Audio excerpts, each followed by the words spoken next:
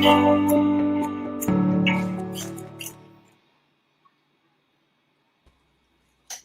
friends, good evening and welcome to IBMTV Startup Wednesday. We have amazing panelists and co-hosts joining us. We have Nick Palaveta joining us from Raleigh, North Carolina. We have Jim Aid from California. We have Alexander Starr from Toronto, and then we have Willie Hill from Australia, and myself, Ankit Khanalwar from New Delhi, India. Welcome to IBMTV and good morning to all and good morning to the world. And we have to discuss something special about education today. So what is that, Nick? Oh, okay. Here's going to be our topic for today. This is going to be our special. So we're pushing the startups out a little bit, but I'll discuss the startups also a little bit. But this case is a case that's now what they call moot court because it's over with. The name of the case is actually called Harvard versus ICE. Okay, Harvard is a big university here in the United States. They may even heard of it in Australia and in Hong Kong.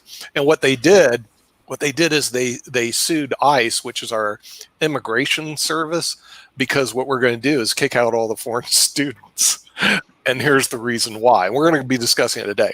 And we have a lot of foreign students. There are 231,000 people from other countries that come here in our higher education system. 231,000, almost 250,000. We're going to deport them. Why?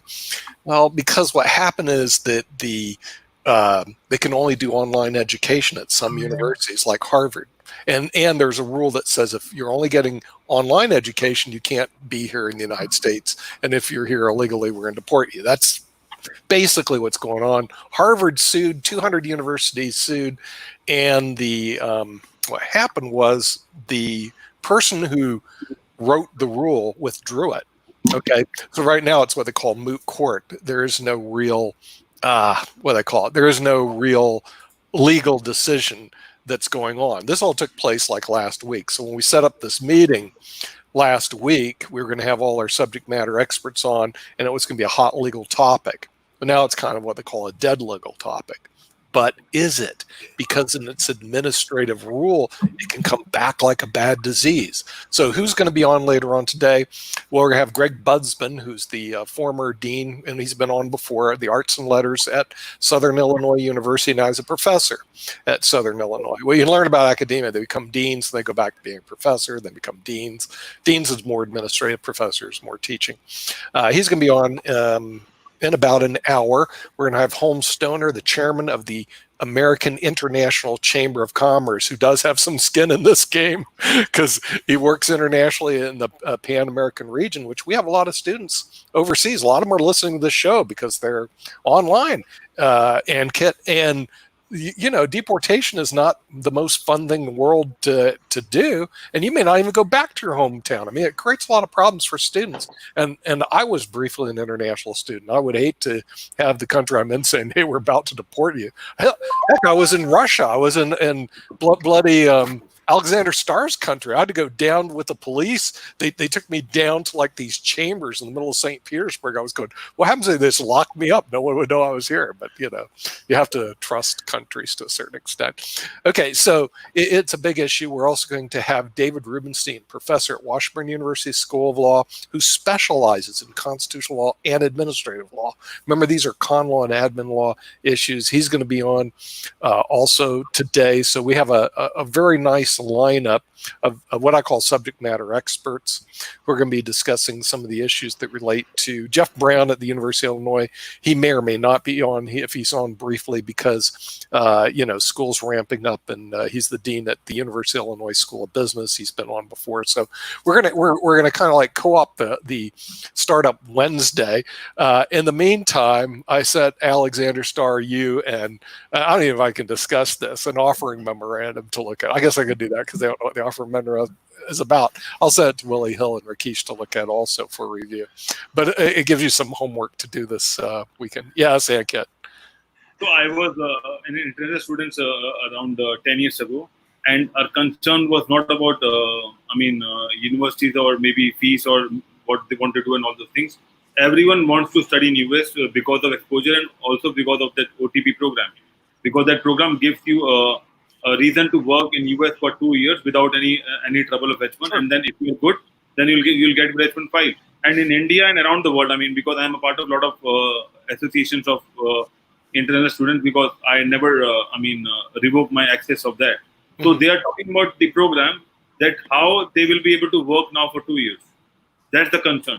Yeah, right. Yeah, because they're able to work here for 2 years too. I mean, there's a lot of benefits, And then and and then yeah, they obviously take back all the money whatever they put in the studies, because if they right. work they'll get that money back, and they'll get exposure and all those stuff. Yep. So they're concerned about that if they do an online study, what happened to that 2 year program? Yeah, I mean, I don't know. I'm not a subject matter expert in immigration or administrative law. We're going to bring on experts in that area. And immigration law, as you know, here in the United States is really bloody messed up. There are people here that have been here for years. And part of the reason why is there's no statute of limitations. Now, so the statute of limitations exist in every crime you commit except murder. Seriously. In other words, Ankit, if you came over here and you robbed somebody and you went back, or you robbed somebody, you stayed here, or you point a gun and you pistol whip somebody, usually in 3 or 5 years, if you're not arrested, the statute runs. Even if you say, hey, I was guilty, yeah, I did it. In other words, in the statute of limitations, an old English, too bad we don't have a resident Brit on. It's a old English common law. Yeah, I beat him up pretty bad yesterday, mate. I wonder if he's ever going to come back. The thing is, it's an old British common law concept that if there was a crime committed after a period of years, it's forgiven if it's never prosecuted. We don't have that in immigration. If we did, it would stop a lot of this nonsense. It's really very strange. Our immigration laws do not sync with the rest of the laws here in this country. I think us having a discussion on immigration laws, but I will bring in immigration law experts, would be very interesting. Why are we so messed up here in the U.S.? In immigration laws, and it may exist in other countries too. I don't know. Every time I travel abroad, I have to check. Oh, do they need a visa? Do they need a passport? Like when I go to Russia, they need a visa, so I have to fill out all this paperwork. They have to investigate you. What am I going to do over there? Come on, but they do that because there's some bad actors, and that's part of the reason why they do it. So I mean, I understand the reason for it, but at the same time. Somewhere along the line, we're going to have to fix that. I was looking at your country and Beecham, I guess they call it Beecham Palace or something like that, is actually a real palace in Juniper, somewhere south of New Delhi. Gosh, I have to go get the name of the place. You probably don't even see the TV show, but Is it about Jawaharlal Nehru University, JNU? yeah, well, it's right south of New Delhi. And you So can there are a actually lot of universities in New Delhi, actually. I would, yeah, see the problem with India. It's huge. I'll have to email you this place, but it's a palace and it's been around for 475 years, and you can actually rent rooms there. So what I was thinking about, Ankit, is flying over to New Delhi and then go rent the palace. Okay, hang out at the palace, baby. Now I did that. I did that in England. I didn't want to tell my mate that. In Oxford, they have what they call country estates. Okay. And so the thing is, I rented a country estate when I was in Oxford, and that's pretty cool.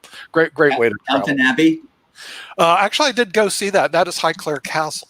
Okay. Downton Abbey is actually known as Highclere Castle. I did go visit Highclere Castle, but rooms were not available for rent. The place I was in was called Ensham Hall. And I should send you pictures of it. It's absolutely gorgeous. It's a huge... Okay. Oh, it's got to be like a 40,000 square foot mansion, but they're known as country estates. Yes, they're little 30 little country estates. Yes. Come on, man, that thing's huge. My business partner yesterday, I should show you a picture of this. He goes, I went to Wyoming and rented a cabin. Okay, so I looked at the cabin. If I can find a picture, I should. It was a bloody mansion. I said, Max, this ain't a cabin. This is a mansion. Are you kidding me? Well, it sleeps 28 people. Yeah, it's got 28 bedrooms. You call that a cabin? Well, it was in Wyoming. I've never stayed in a cabin like that. Sometimes, Jim, our definition of the cabin may be different than yours. Yes. So we'll see. In San Francisco, you get so little for so much that it's crazy. So part of the reason, for those who've gone there, okay, you get these little postage stamp houses and then they charge you millions of dollars for it. And the minute his eyes open and he leaves San Francisco, he finds out for $1 million, you get a huge mansion with a spread on it and all this other stuff and servants and butlers and Tell pullmen. my wife that. You know, I mean, seriously. And so I'm going like, why would anyone look? I honestly, in my country club, I had some friends who bought into Carolina Trace, got the biggest, most expensive home in Trace. I don't know, it had to be, 8,000-9,000 square foot home. And I said, what happened? He said, well, I sold my 1,600 square foot home in San Francisco. I said, okay. I think it was in Palo Alto. He actually ran the computer It system. doesn't matter, yeah. Yeah, it doesn't matter. It's just the way it is here. So, Willie Hill, how's it going on Australia, mate? I'm not sure if we're going to be having too many startups today. We're going to co-opt this, but what's going on in the great Melbourne? No, we're in a bad state. Oh, There's like 500 cases since yesterday. 500 new Wow, cases. 500 new cases. Okay, for those who want an update on what happened in the United States, we didn't have 500 new cases. We had 1,000 people die. Wow. Just yesterday, just one day. Okay, see, at this rate, we'd kill off about 365,000 people. The rate we're going right now, in case you guys didn't know. 1,000 deaths a day. Not cases, deaths. Part of it is, our policies are sort of horrible here. So let's go to Hong Kong. Let's get some good news. Rakesh in Hong Kong.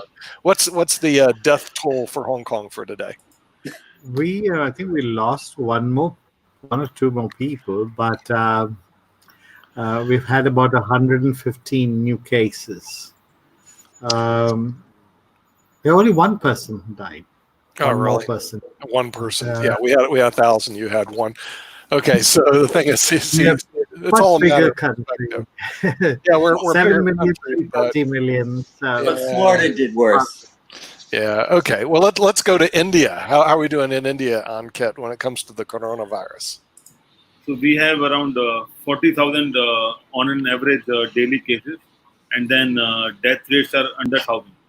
So around 700 plus death rates are there, and the same parameter is going on from past like a couple of weeks now. So around 40,000 cases and 700 deaths. Right. Okay. What about Canada? Oh, Canada, your country's cold. We stand on God. Wonderful. Well, Canada is doing okay. The worst province of all is lately Quebec. Quebec, it has almost 58,000 cases. Ontario is doing a little bit better, but I'm actually surprised that it's doing not so well. 38,000. British Columbia is okay. All this Manitoba, Saskatchewan, they're okay. The Alberta is a little bit worse. It's almost 10,000, although the population is not that great. So overall, it's okay. All these northwestern territories, they have almost no cases, but they have almost no people either. So I've flown over the Northwest Territories, and I can vouch nobody lives there. It's like flying over Australia. I flew over the outback, and let me tell you, no one's there. 3.5-hour plane ride. I saw no people. I saw no buildings. I saw no roads. It was just a big desert for 3.5-hour flight. We covered thousands of miles. It's okay, Willie, but there's no one there in the middle of Australia. well, it's like one journalist a few years ago, I read it, he described his flight from Tokyo to Moscow. So they're flying over Japan, and there is a city after city after city, the lights here and there. Then all of a sudden, 6.5 hours, no lights, no cities, no nothing. Right. Yeah. 6.5 hours. What gets me is Alexander, is what are they going to do with all that bloody land? I mean, Russia has huge amounts of land. No one lives there. What are they going to do with it? Are they going to develop? They will lease it to Tigers live China. there. The Siberian tigers live there. Yeah, but other than Siberian tigers, I mean, Let them live. land, They create a lot of water ponds in Russia. Actually, what they're going to do is already doing that. They're going to lease it all to China. And what happened right now is, At least you it know, took China. yeah, there is still, and you know what the end of this lease will be. I'll tell you how it works. Yeah. There are still a lot of beautiful women in Siberia, a lot, and of course, all their husbands are lost, or they're killed, or they're drinking, or they're somewhere else. So they're taking, as husbands, they're taking Chinese people because they're hardworking people and they provide for families and they really like Chinese people. So the more Chinese people will be there, the more Chinese family will be there, their children will be nothing but Chinese. And then in about 10, maybe 15 years from now, they will hold the referendum whether they want to be, still be a part of Russia or they want to become independent. Now, if they will win the referendum, they will become independent, then they'll ask to join China. Guess what? This is where we are going with all that. That would be very strange. I did see a Yeah. report that just came out yesterday. They say by 2024, China will be the world's largest economy. I think this is by some national organization, UN. China will be in 2024 be the already largest is. economy. The United States will be number 2, and number 3 will be India. I thought that was very interesting. And Russia is going to crack like the top 10 or top 5. It was an interesting report, and so I know what they're doing over in India because I know that more people in IBM work there than they do in the United States. And when you see this television show Beacom Palace or whatever the heck it is, Beacom House, you notice that for years, I mean decades, centuries, people have been flocking to India to get things made. Okay, so the thing is, Ankin, it's like everything's made in India. You know, it's like China. Everything's made in China. Okay, so everybody we got to go to India. Why? Because they make everything there. Okay, so anyway, the thing is, they show it moving to the world's 3rd largest economy, and Russia moving up. And I was kind of shocked to see Russia cracking up into the top. And I'm wondering, what are they doing over there? Because when I was there, there's 2 cities, like what Alexander said. There's 2 cities. You go to St. Petersburg, you go to Russia, you go to Moscow, and then that's it. You know, no more cities to go to. Well, unless you want to go to Vladivostok, which is way on the other side. You want to go to Stalingrad, but I'm not sure if they've ever recovered. So what is Russia doing to move their economy forward right now? Do you have any idea, Alexander? Their economy now in a pathetic state, and I think it will become even worse. How is it going to fluctuate, 5 or 10 or 25? I really have no idea. The problem is that Russia is historically and always will be a very poor country, not resources. I'm talking about people. People in Russia are very poor, and even those who are not so poor, they will claim for next 5 centuries that they're poor, simply because if they're not so poor, then whatever they have will be confiscated anyway. If not by state, then by bandits, by husbands and wives and relatives and whatever. So everybody is claiming that they're poor. Okay, that's number one. And some of them are actually poor. Majority of people are just simply poor.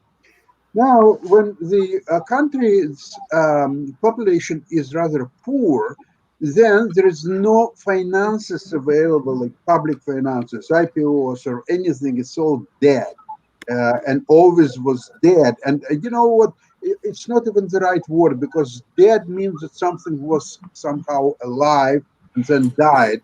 Now here we're talking about dead, always dead, forever dead. I know now why. Dead. I know now why Sasha immigrated to Canada. If he started saying this in Russia, I'd be visiting him in the Gulag. Okay. Yeah, you know, it's a typical story. Okay, I was not so poor in Russia, but I live in Ukraine, and actually in the city of Odessa, which was a free port before the revolution. So some commercial traditions were still alive in Odessa, even at my time. And also, don't forget that my parents were well-to-do people.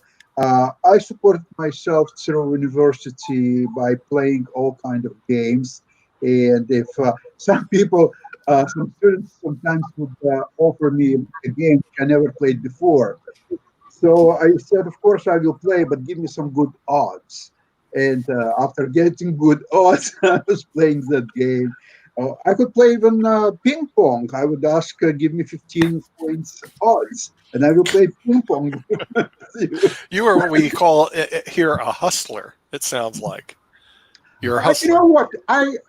You know what? The money was not important to me. The process was the right? process. I enjoyed the process. I enjoyed the winnings. The money comes good. You know, like it's not even fun. Okay. I was coming, let's see, to university for a session, and I had in my pocket say couple of thousand rubles, and there was a guy who loved to play poker with me, but he was a student. And he was hustling for all their friends to put together 100 rubles to start playing with me. You know, poker, when you have any idiot with 2,000 rubles playing someone with 100 rubles, he will win regardless. Right. It's just impossible not to. So, okay, so I ask him normally at the beginning of the game how much time he has. So if he has an hour, so okay, I can work with him for an hour. If he has only 15 minutes, I say, okay, I will do it in 15 minutes. It didn't really matter, whatever was happening. So this is kind of a life which, and don't forget that I was much younger, okay? So of course I cherish memories of this absolutely free life. Although my today's life, I don't complain at all. I'm doing every day whatever I want to do. I enjoy every day, and there's really no complaint against. Except that something made me curious. Somebody made a claim that there is a site when people are claiming that they can make on a stock market from $200 a pound, 10,000 in a very short period of time. Sure. They got my curiosity, Yeah. and I investigated what they're doing. And you know what I replied?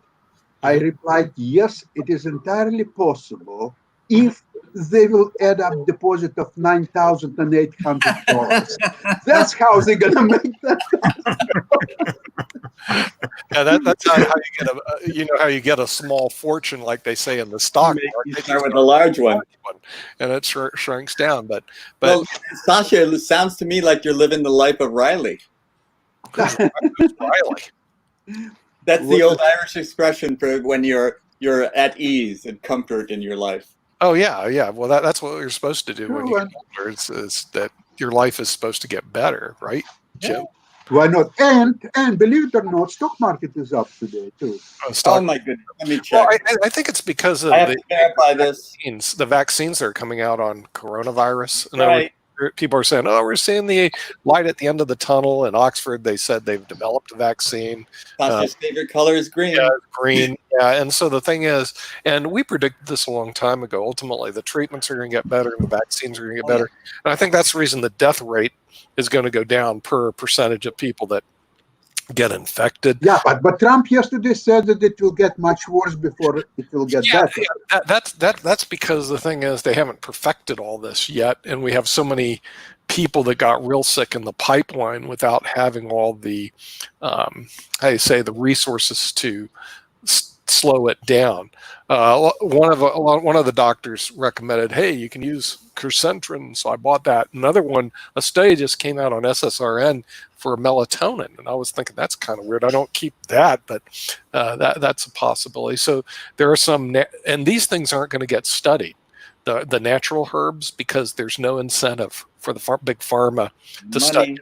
There's no money. So what happens is the herbs and the things like this, they're not going to be studied. Instead, what they're going to focus in on is unfortunately, the types of vaccines and treatments that, unfortunately, people can make money on. It's just look at what Rudy Giuliani is investing in, and then we'll know. Yeah, right. Yeah, whatever they're investing in. But I think what they're seeing is that the vaccines will start coming out, and then this thing probably by next year is going to go away. Now, with that, yeah, and Kit. So we have a tie with Pfizer in India, and they are claiming that the vaccine will be out in December. So as the Oxford lab also confirming that something will happen starting from December onwards. So Yeah. maybe we have a first round of vaccine in December, and then based on that we can have a batch of things. And then also we are working. Government of India is working that how they're planning to, vaccinate 1.3 billion people, because Right, that's a right. Yeah, in other words, the delivery system, which we said would also, Assuming it's effective. assuming it's effective. Actually, we do have I'm in contact right now with the head medical doctor at Pfizer, and to get him on IBMTV. But like I said, getting these people on, difficult. We've communicated. If I do get him on, I'll let you guys know when he's going to be on. But because Pfizer, AstraZeneca, Johnson & Johnson, they're all going to be in the game in some format. Sometimes they partner because they're going to use their distribution system with the person who developed it. that's what going to happen. Yeah, That's what everyone will work together. It's just a matter of time who will be the leader and then who will follow the leadership. Right. And realize that the thing is, a lot of cases they'll probably start vaccinating the high risk group. But then you got another problem, which all the scientists have said, hey, even if people get vaccinated, we have another problem. We don't know how long it's going to work and how effective it's going to be. You see what I mean? And also side effects. We are talking about side effects as well. What are the side effects? Oh yeah, side effects, right. Yeah. No. Yeah. And for those who are interested in more of this, you can always come to our Friday with the medical doctors.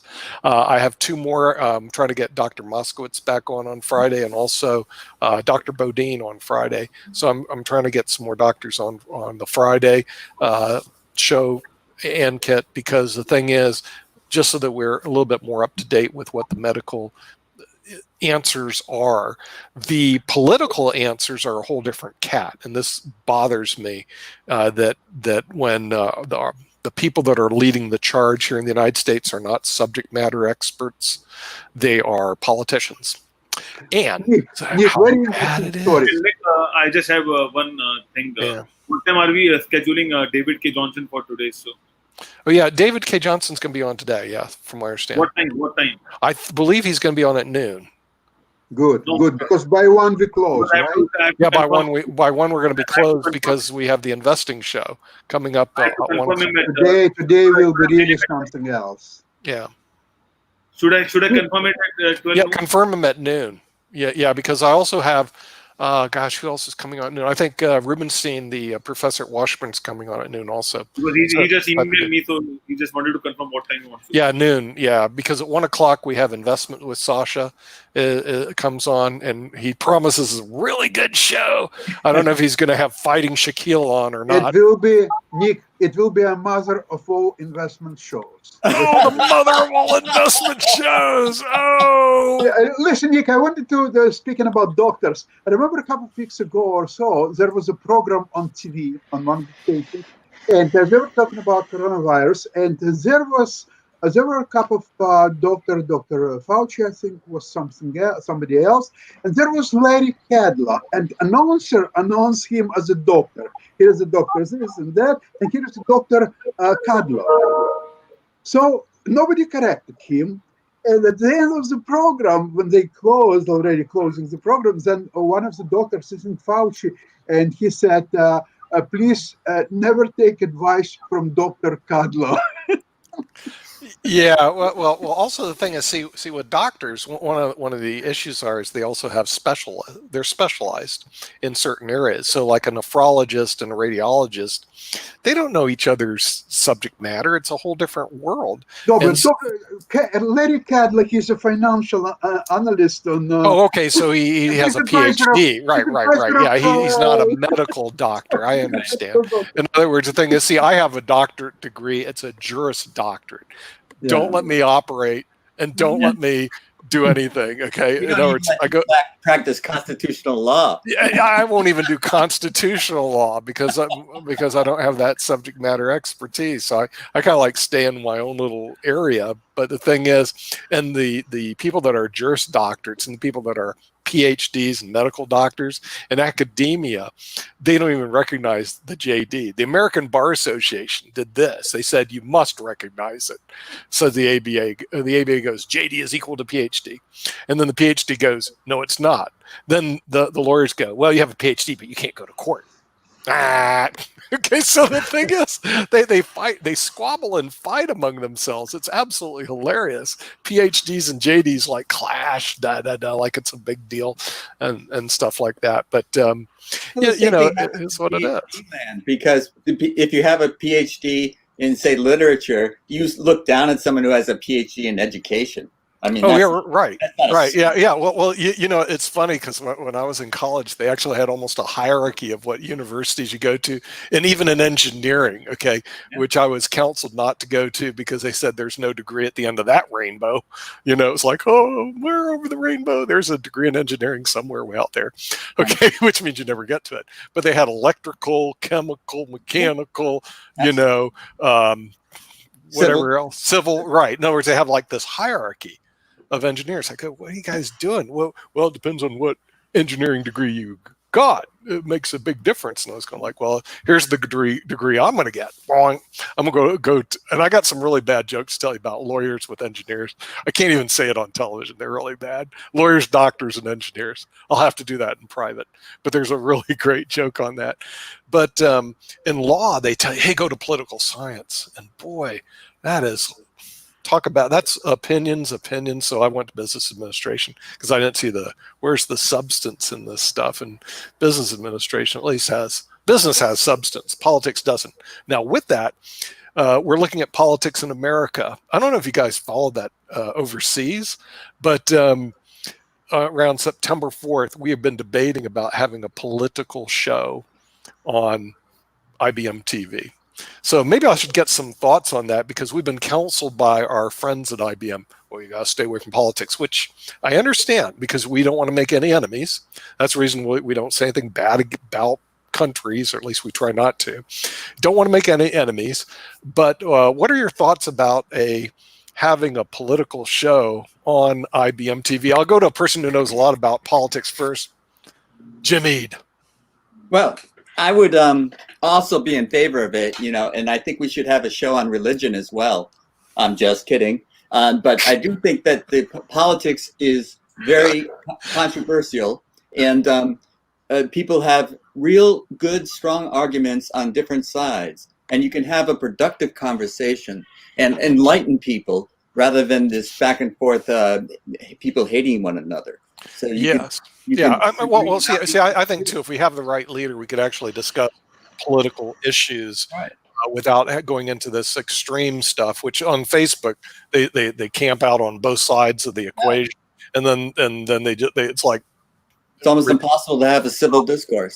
have civil discourse. So we'll talk to a person who has been involved in politics and he knows that the civil discourse. Alexander Starr, since you come from a place where freedom of speech is something that is guaranteed in the Constitution of Russia, what do you think about politics?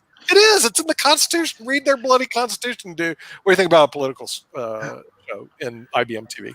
Well, okay, as IBM TV is concerned regarding politics, first of all, without politics, you cannot discuss meaningfully anything from business to medicine to science.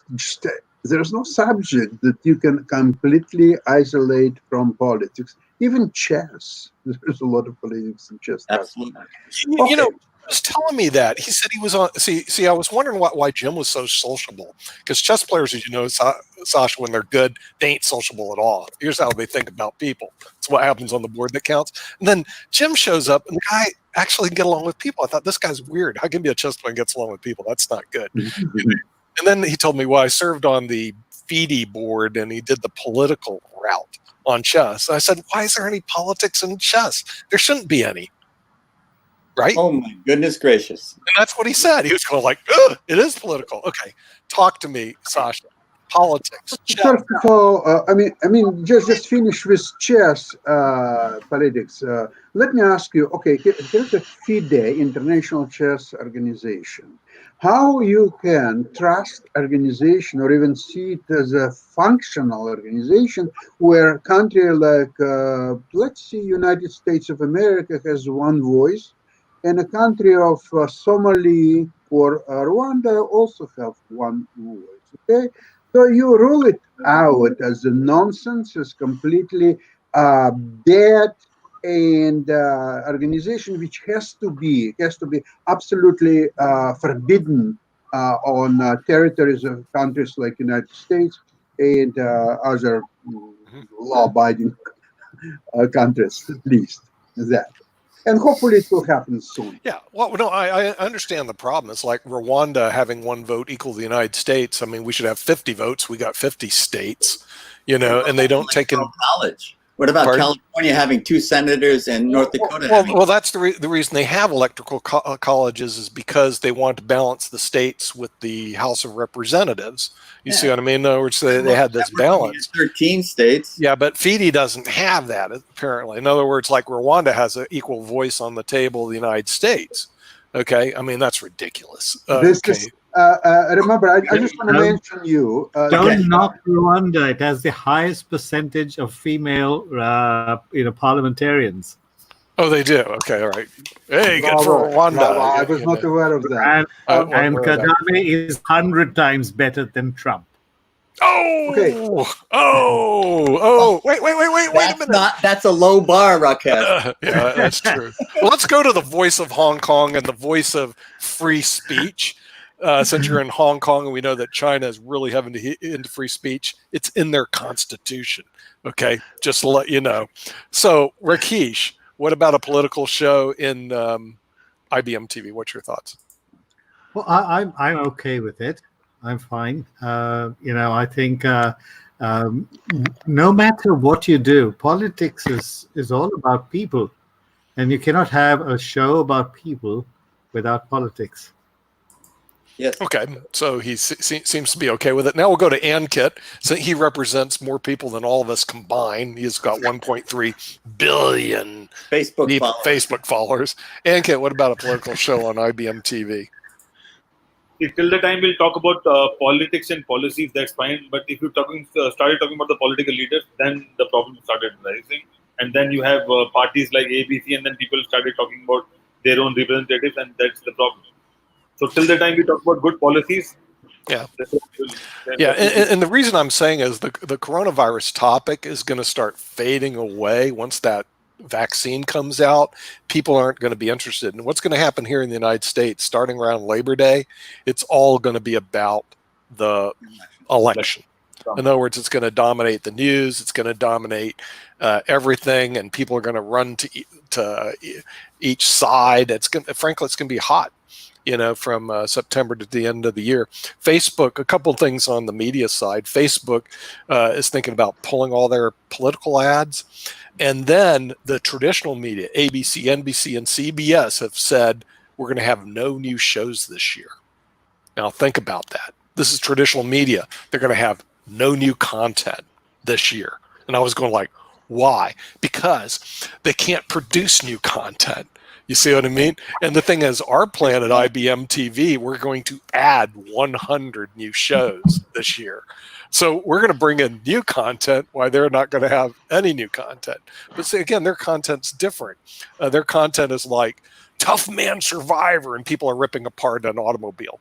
Okay, or The Bachelor. Oh, it's a cute guy. I mean, so the thing is, I'm not sure if our content can compete with theirs, but I'm just saying that this looks like that's going to happen in the traditional media. Let's go to down under, because the people in Australia, they all agree on they don't have any political strife down there. What do you think, Willie, about a political show on IBM TV? I second what Ankit just said. Let's talk about the policies and take it from there, because otherwise we just resort back to name calling, and that does not advance anywhere. Yeah. Right. Okay. Yeah. Because, I was talking about David K. Johnson, because I think he'd be a good person to lead the political discussion and stuff like that. But he wanted to know what were the parameters, what would it be like and stuff. Yep. But it would be more geared toward, at least right now, American politics. We do follow the British politics over here. But I will tell you this, when it comes to politics in India and in China, we get zero almost. Like when I found out, I didn't know Modi was the prime minister until Trump flew over there and was meeting Modi. That was about it. And Ankit, seriously, if you ask me what's going on politics in India, I have no clue. I mean, Jim, do you know go on, Ankit. I'll give an example. I had a word with a lot of people during this 4 months, and the first question after IBM TV is what's happening in US. No one talks about their own country because of so much of media talking about Trump and all those things and election. Each and every country and each and every citizen is checking what's happening in USA, what are the stats, what are the coronavirus cases, and what Trump is doing today, and what the Twitter talking about. So it's more about media gimmick rather than knowing each other. And then if you start watching our shows or maybe you're broadcasting showing India shows, you'll get to know more about it. But we are watching a lot of US shows. That's why we know. If we stop watching Fox and all those things, we also don't know what's happening. So it's all about media and also social media. And social media runs not from their own headquarters; they run from USA. And then they have to talk about US only. Then only they'll talk about the world. Yeah. Well, I'll ask Jim what he knows about Indian politics, since he goes to London to get Chinese food or Indian food. Indian. So he goes to London to get Indian food. So maybe since he went to London to get Indian food, he told us that the other day. He goes, "Oh, best Indian food's in London." So I guess he's been to London, so he knows about Indian politics. So tell us about the Indian politics, Jim. Well, I will play an expert on IBM TV, but I basically know very little about it because, it's just not in the paper that I read in the morning, and it's not on my Facebook when I go to Facebook in the afternoon, and it's not something that is in the media that I consume. So I learn very, very little. And it's only when there's a crisis or something is blowing up that I hear about it. Really? Okay, right. So you get very little about what about China? Yeah. Go on. So what was the last crisis you heard about India? The last what about India? Last crisis or last breaking news about India, Jim? Oh, I would say it was Gandhi getting rid of the British. I heard about that one too. Then I heard there was one of our companies went over and blew up something, over in India. And that was about it. Other than that, if you told me, do you guys have a parliament, or do you have a emperor? I don't know. The thing is, 1.3 billion people. We have no idea how you're organized. I know you got a guy named Modi. And I don't know if he's the Maharaja of India or he's the Emperor of India or whatever he is of India, because they don't give us any information over here about India. He's a Führer. He's the Führer of India. Okay, is he the Führer of India? I know there's a guy named Modi that hangs out there. Other than that, I don't know. And in China, I know there's a guy named Xi Jinping who's always dressed up in a suit, looking real nice, and all the people in China agree. I mean, they all agree with everything. I mean, I don't know how they do it. Matter of fact, I believe they only have one time zone. The country is as huge as Australia, the U.S., but they all agree, hey, look, we should only have one time zone. Is that true, Rakesh? You guys only have one time zone over in China? Yeah, it's only one time zone, Beijing. Yeah, see, they all agree. So the thing is, in Indiana. There's two in Indiana, right? Yeah. Okay. What about Australia, mate? Let's not ignore the people down under. What do you guys get information about the politics in the U.S. Way over there in Melbourne? There's one station or network, SBS, and that's like very global in its outlook. I used to have Al Jazeera on my smart TV, but in the last few weeks it's gone. I don't know what's happened. Oh, really? Wow. So yeah. Okay. Now, there were two, Al Jazeera and China Global Broadcast. They're both gone. I don't know what happened. Okay. In Canada, Alexander Starr, do they follow politics here pretty closely over there on the north of the border? I know they closed our border, so I can't see you. Canada has its own unique politics. Prime Minister Trudeau a couple of weeks ago, and it's still going on. It's probably the biggest scandal in the world right now. But however, I wouldn't be surprised if you never heard about it.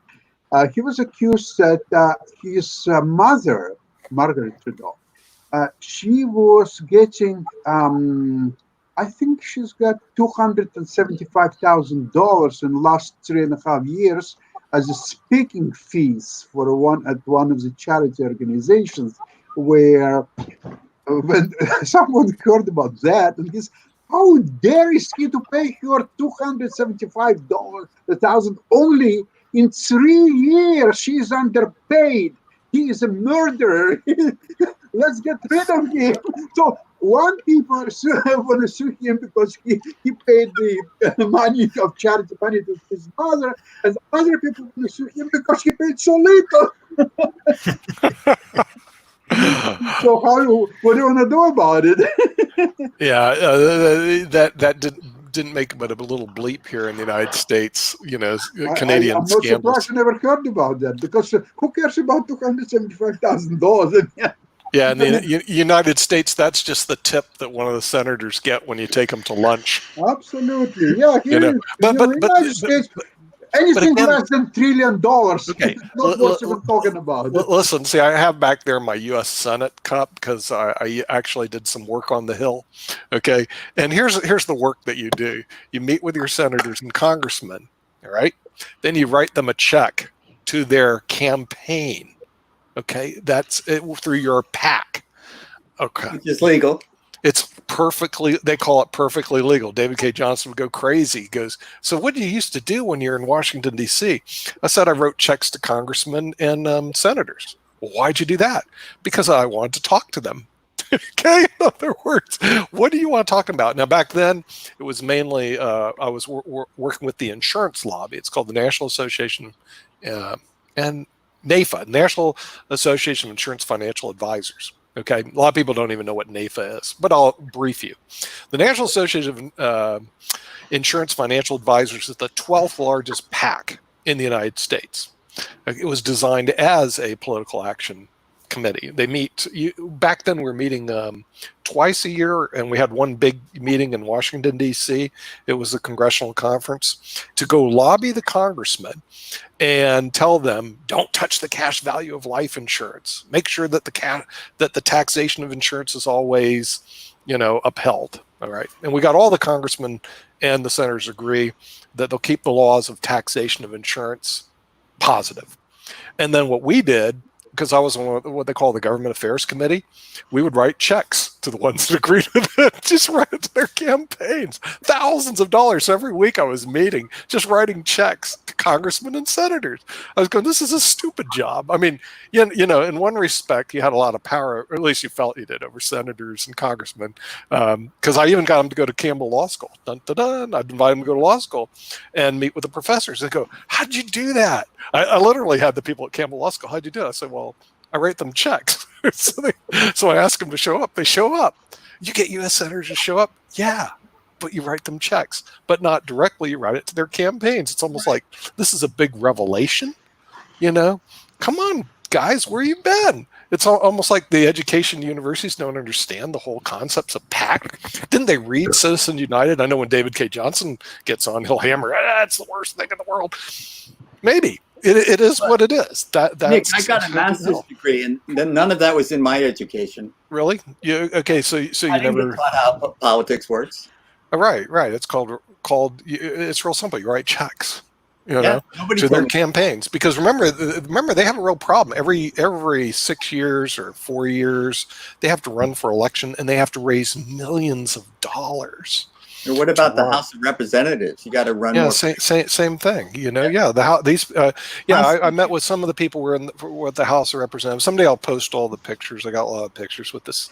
I got them in my folders with the senators and the congressmen and stuff like that. So if you guys ever want to go meet with senators and congressmen, let me know. By the way, bring your checkbook, and I'll introduce you to. Nick, Yeah, do people Rakesh. still use checks? Do people still use checks in the United States? I mean, the last time I wrote a check, I think must have been some years ago. Yeah, they'll still take checks. Rakesh, if you want to write me a check, I'll still take it. Now, the worst case scenario, it'll bounce because your check was bad. Best case scenario, it'll clear. You see what I mean? So I don't lose. Don't they use internet banking or something like that? Oh yeah, all the Bitcoin stuff and that stuff. The real problem, yeah, it's regular dollars. It's not Bitcoin. Yeah, but Do it all through transfers. Yeah, but the thing is, see, what they want to do is make sure they record the transfer. You know what I mean? In other words, you would think, oh, you want to do it behind the back and you want to do it something like that, but you don't. You just do it right in front. Do it right in front in the open. Then you say it's completely transparent. What's your problem, guy? You see what I mean? And then over here, the law supported. That was the whole case. Citizen United, they support it, and it is the system. And then they complain about Russia trying to buy the election or influence the election. What do you mean influence the election? All I have to do is put money into a PAC and have the PAC send checks. I mean, this isn't hard. You know, I mean, you know, it's just it is what it is. Yeah. So You need to be in the KGB to figure that out. well, the thing is, I was waiting next time to go to the Hill to be able to go. Do Sidonja, what are you? I just got elected. You know, and have our senators from Russia. How'd that happen? Hey, that's Well, they all what we got say in the chess Olympiads. Our Russians are better than your Russians. Well, that used to be true. You know, we used to recruit them, but then we figured it was better if we want to win at chess, recruit from all the best players in the world, not just the Russians. Whoever's the best. You know, sooner or later, Magnus Carlsen, I hear, is going to immigrate to St. Louis to go play on the chess team. I bet. Yeah, right. Because Rex is going to go.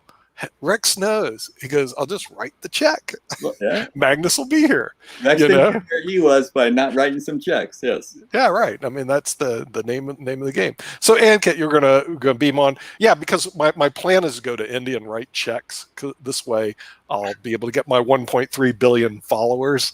Ankit, what do you got over there? Do they take checks over there? Our check policy is that the checks should be valid for 6 months, and some checks, if you put up the date, it's valid till that date only. It's not that you can cash it at endless time. And also, I had a close talk with a lot of people who work in US banking system. The problem is that they have very few resources to work in the banking system, and they are majorly dependent on technology. And that's why they wanted to promote technology, and cashless and all those things comes in the picture. And most of the banks have their offshore offices and backend system either in India or somewhere else. So that's why the problem is that they wanted to go and use technology and make sure that cashless becomes the real, the card becomes the real market.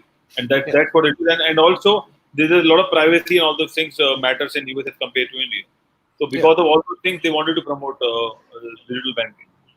Right. Yeah, and you see, you can get trouble with cash. As a matter of fact, even bringing cash in the United States, if you have bringing more than 10,000, you have to declare it. You got to file these forms. I forgot what they are, but if you bring in checks and credit cards, it's okay. You know, there's none of those requirements, so you don't run into foul. So when I go visit you in India, I'm bringing a lot of cash, no cash, but a lot of credit cards and a lot of checks. Okay. Well, we don't want anything else. One card is good enough for you. Right. Okay. Right. Yeah. And then I'm gonna rent the palace. I'll let you know the name of that palace. It's right south of you. It's a huge palace. It's been around for 475 years. There's a lot of palaces. There's so many palaces. Nick, So many palaces actually. I'll tell you the palace that we're gonna get. Oh Nick, no. New Delhi is up north, so everything else is south. I'm sorry. Hey, do they have any palaces in Australia, mate? No, we don't. They were a bunch of convicts and they didn't do palaces. They did jails. They have no kangaroos and palaces. No palaces over there. Okay, let me see. Okay, it's called Samodi Palace. Samod Palace. Yeah, Samod Palace. Samode Palace. Okay, Yeah. there it is. Beautiful palace, right? Samod Palace. You're familiar with it? Yeah, obviously. Okay, it's in Jaipur. Jaipur. Is that how you pronounce it? Jaipur. Okay. Yeah. So what do you think about hanging out at Samod Palace, Eric? Would that be a good place to run Good out? enough. I mean, I'm basically from Rajasthan only. We live in Delhi since a lot of years, but we are from Rajasthan. Oh, really? That's the place where the palaces are. Oh, really? Beautiful palaces. Okay, The best palaces are in Rajasthan. So you know that there's one more thing. Jaipur, which is the capital of Rajasthan, there's the palaces there. That is known as Pink City. And if you whenever you get a chance, you visit there, you will find a lot of pink color buildings. All right. Okay. So anyway, the name of the TV show. It's a 4-star palace. Okay, it's a 4-star palace. Okay, it may not meet my standards, but anyway, the thing is, the name of the TV show, I like 5-star.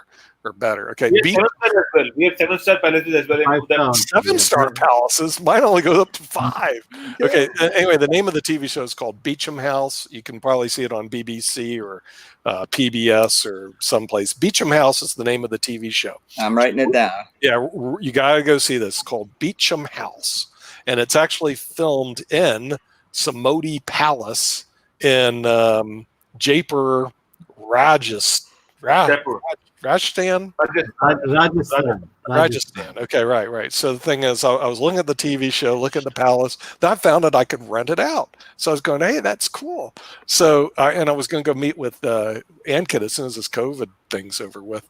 Go to London. Meet him there. I ain't gonna meet him in London. London's a drag. Get that dude back on. I've been to London. No, I want to go to India, baby. That's a lot of adventure people. They take a car from New Delhi or Jaipur, wherever it is, and they drive the car way to London.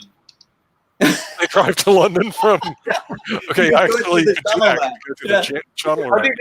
it's a 30-day trip, and you have to cross through a lot of borders, but it's a good. That's what they said. Amazing trip and amazing views and a lot of things. And I think you have to cross like 20-25 countries to reach to London. Really? Okay, and they drive to London. Well, I'm not going to do that. Okay, I'm going to take a plane to New Delhi. But here's the thing. Once I get to your city, I do not drive. I either hire drivers or I take trains. Yeah. Do you guys have drivers or trains to get to these palaces?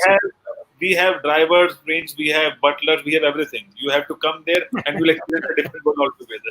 Okay, right. Okay, because I have certain standards. See, Jim just told me it's 4-star. I usually do first class, 5-star, and palaces, renting them. That's not a bad idea. Okay, we may go. I want to see these 7 stars. Why don't you just leave me 7 stars? I got to see that. But this one looked good enough because, and the reason I'm focusing on this, it's actually in a TV show right now called Beecham House. Right. Well, you have to sit on the ground to eat, and you eat off a banana leaf with your. See, I don't do that stuff. Okay. So. But I tell you, if you're planning to visit India, you have to make sure that for how many days you are coming, because then only we can suggest an itinerary that you have to go to north, south, east, west, central, wherever. I was going to be there for about a month. Month is still good enough for India, yeah. Is it good enough or not good enough? Huh? Is it good enough to be there? You will be able to never a lot of places, but it's not enough. But it's basically good enough for San Francisco, but not India. Yeah, well, I wouldn't be a month in San Francisco. Come on, that's a waste. They have one bridge to see, and then that's it. Oh, wait, they have the chocolate factory. The Bay Bridge, the Golden Gate. No, they don't have the Golden Gate. That other bridge is a waste. Okay, it was only because the other bridge was falling down. And every time I'm in San Francisco, that's true. Okay, I think there's going to be a bloody earthquake. The whole thing's going to get fire, ice, and damnation. It's all going to implode. So I'm spending top dollar to sit in a city that's about to be sunk under the earth. That's ridiculous. I won't do that. Okay, instead I'll go to India. Usually, part of it's built on landfill, so it won't be so landfill. Will be returned. I mean, go look at the studies, Jim. I don't even know why you sit there. You're spending $1 million in a house that's going to end up in the bay someday. $1 million or more. Okay, you're spending $1 million or more in a house that's going to being sucked into the bay. I mean, the people there just don't get it yet. Okay, here's going to be the next crisis, probably during your lifetime, Jim. There's going to be a big earthquake. Millions of people are going to die if there are 1 million people that are still there. And they're going to go, oh, I don't believe this. A big earthquake took place in San Francisco. Oh, look at all the damage and carnage. They've been predicting that for years, And the smart people go, I need to sell my house now, but I can't get close to the value. Duh. Okay, so get out while you can. Buy my wife. Buy your palace in India. Hang out. Anyway, yeah, Beecham House. Yeah, the reason I have to go there, TV show based on it, and what we can do is hang out there. We'll do IBMTV shows out of the Beecham House, which is really a palace. Okay, so anyway, that's I didn't know it was 4 stars, but 4 stars will have to do. We'll just have to do. But it looked like the restaurants were good and everything was good. Did we decide that you're going to do a political show with certain boundaries? I don't know. The thing is, the real problem is that IBM could put a big quash on us on that. They go like, ah. I think we could do one because, like what Alexander says, I mean, it's almost like you can't avoid it. We could do it as long as we stay out of personnel. Yeah, the personnel. Yeah. There's one important consideration.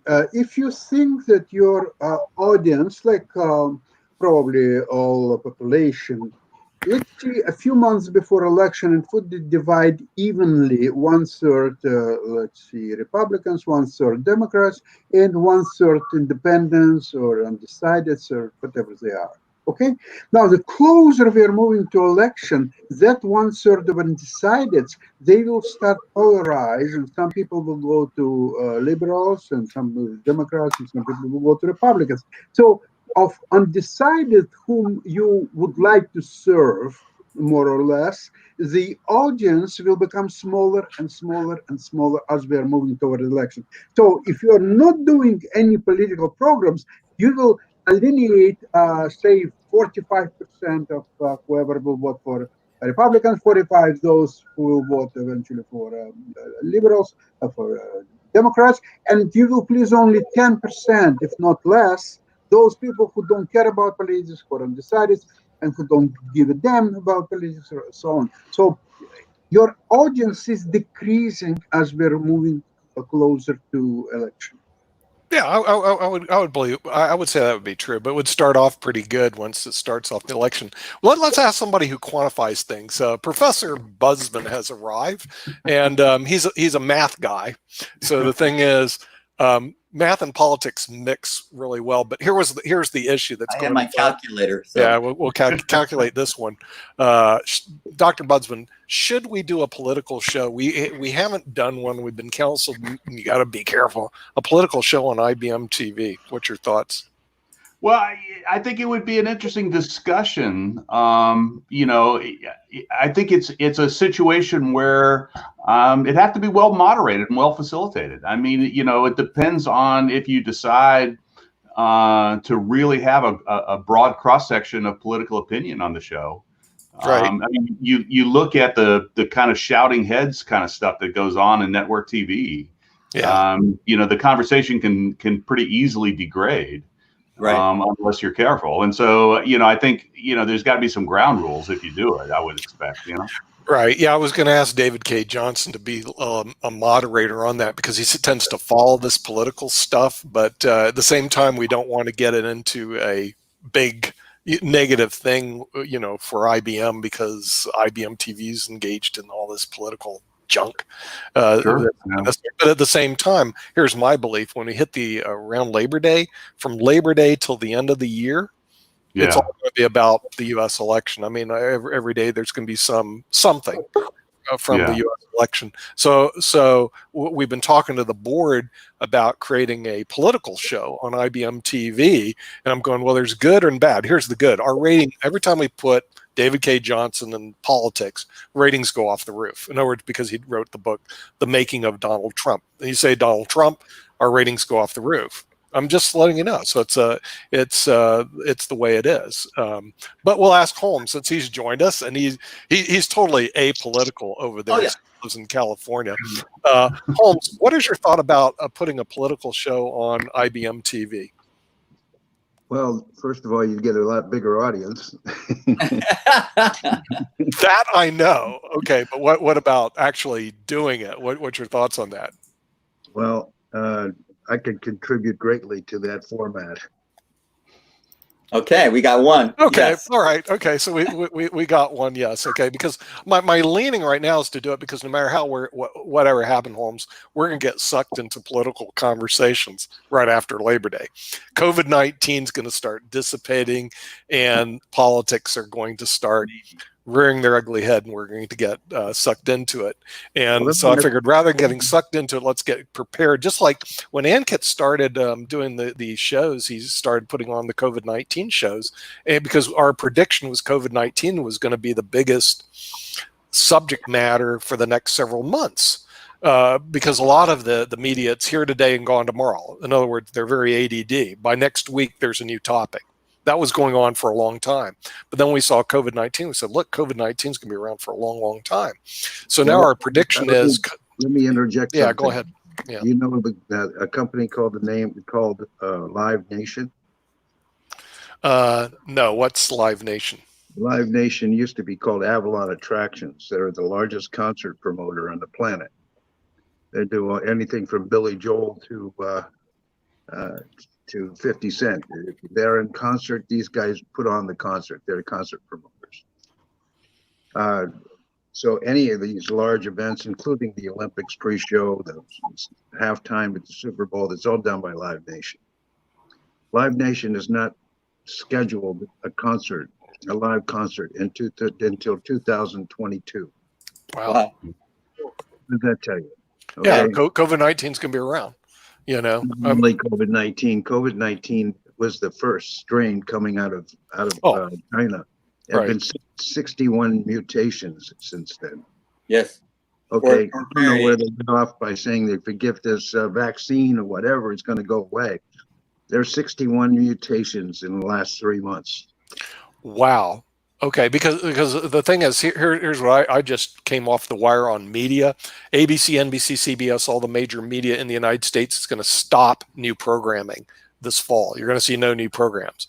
And they're scrambling because all they do is run reruns. They're doing it in sports right now. You get to see the sports game that took place in 2015 because they have no programming. And we're planning on IBMTV. We're going to add 100 new programs this year. So I'm going like, we're going to add 100 new and they're going to have nothing new. I thought, well, that's pretty cool. You know, and one of the new I got to do a timeout to Sasha. Yeah. Live Nation. Live Nation? It's all green. It's doing pretty well. It's a stock. LYD. Oh, really? Okay. Yeah. Well, the investment show will come on at 1 o'clock today. Okay. Investing with Sasha. Yeah, so just give me a heads up. Catch that. Okay. So I'm going to invest in Scottish whiskey to sanitize the back of my throat. Scottish whiskey. We can have vodka. That'll get have Sasha's vodka. That'll get rid of the. I have a new person I'm going to introduce to you folks. His name is John Robert Sutton. Okay, he is he's kind of like the Anthony Bourdain of my life. Oh, he has been in every corner of the planet. And every exotic kind of food. He sells organic foods to Bristol Farms, Whole Earth Markets, Trader Joe's. They buy from him. Okay. Oh, really? Oh, wow. And he just sent me his video yesterday. He was in Chernobyl. Can you believe that? He was walking around in Chernobyl yesterday. Yeah. Wow. Okay, because we are adding a travel show and a book show. I sent the book guy over to you, Ankit, who just came in today, this week. So we have 2 new shows that are going to be added onto IBM TV, travel and book. Politics and law are things food and we're still not sure about. Huge food and beverage, and this is the king of the international food and beverage business. This guy. Really? Wow. His name is John Roberts. Everyone has to eat. And I want him to introduce you to him. Okay. Yeah. Everybody has to eat, and then that's the reason we found out yesterday. Jim travels to London to get Indian food. I usually travel to India to get Indian food, but okay. But let's go to our subject for today, since Professor Budsman has arrived. It deals with this case that came down called Harvard versus ICE. I actually printed out and sent it to everybody, and it dealt with taking international students and basically deporting them, okay?